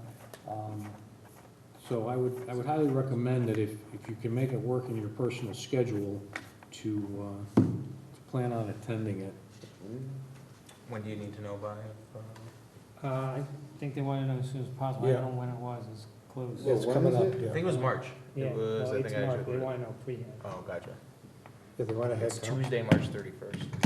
So if you could let me know Where by at? early next week? Stratford Town Hall. Oh, I'd You know what, Will, why don't, send that email out again. Yeah. So Will will send another email, take a look at it, look at your schedule, and then try to get back to Will in a week or so and let him know if you can make it. we'll take a family road trip? Yeah, We did the one in Fairfield. I drove Last last year, time. before, yeah. that one was They had good. pizza, Shut They up. did. I'm in. pizza and soda. I'm in. And a few people from our, I think, wetlands were there too. Yeah. We'll go Panera's. I'll drive again. Good. Because I know Leon gets cranky when when he drives, so. All right, land use staff. Okay, Will and I have a conference call tomorrow with Francisco to finalize the February meeting schedule. So we will work on that tomorrow and let everyone know. Will and I received a draft questionnaire that we're going to tweak and then send out to the full committee for your approval. That's the questionnaire that goes out to all the residents. So we're moving ahead. Are we gonna send that to just the commission, or are we gonna send that to our, Yeah, to the advisory members. Yeah, to the yeah, advisory full, members too? the full, yeah. Okay. What they gave us is pretty generic, you know, and, I started looking through it, but, yeah. I didn't get all the way through. Anything else? So February's the big month. Will, anything? I have none. Okay, well, nobody has anything else? What do you think I'm in, Entertain a huh? motion? Motion to adjourn. Second. We are Get adjourned. out of here. That was. 10:24.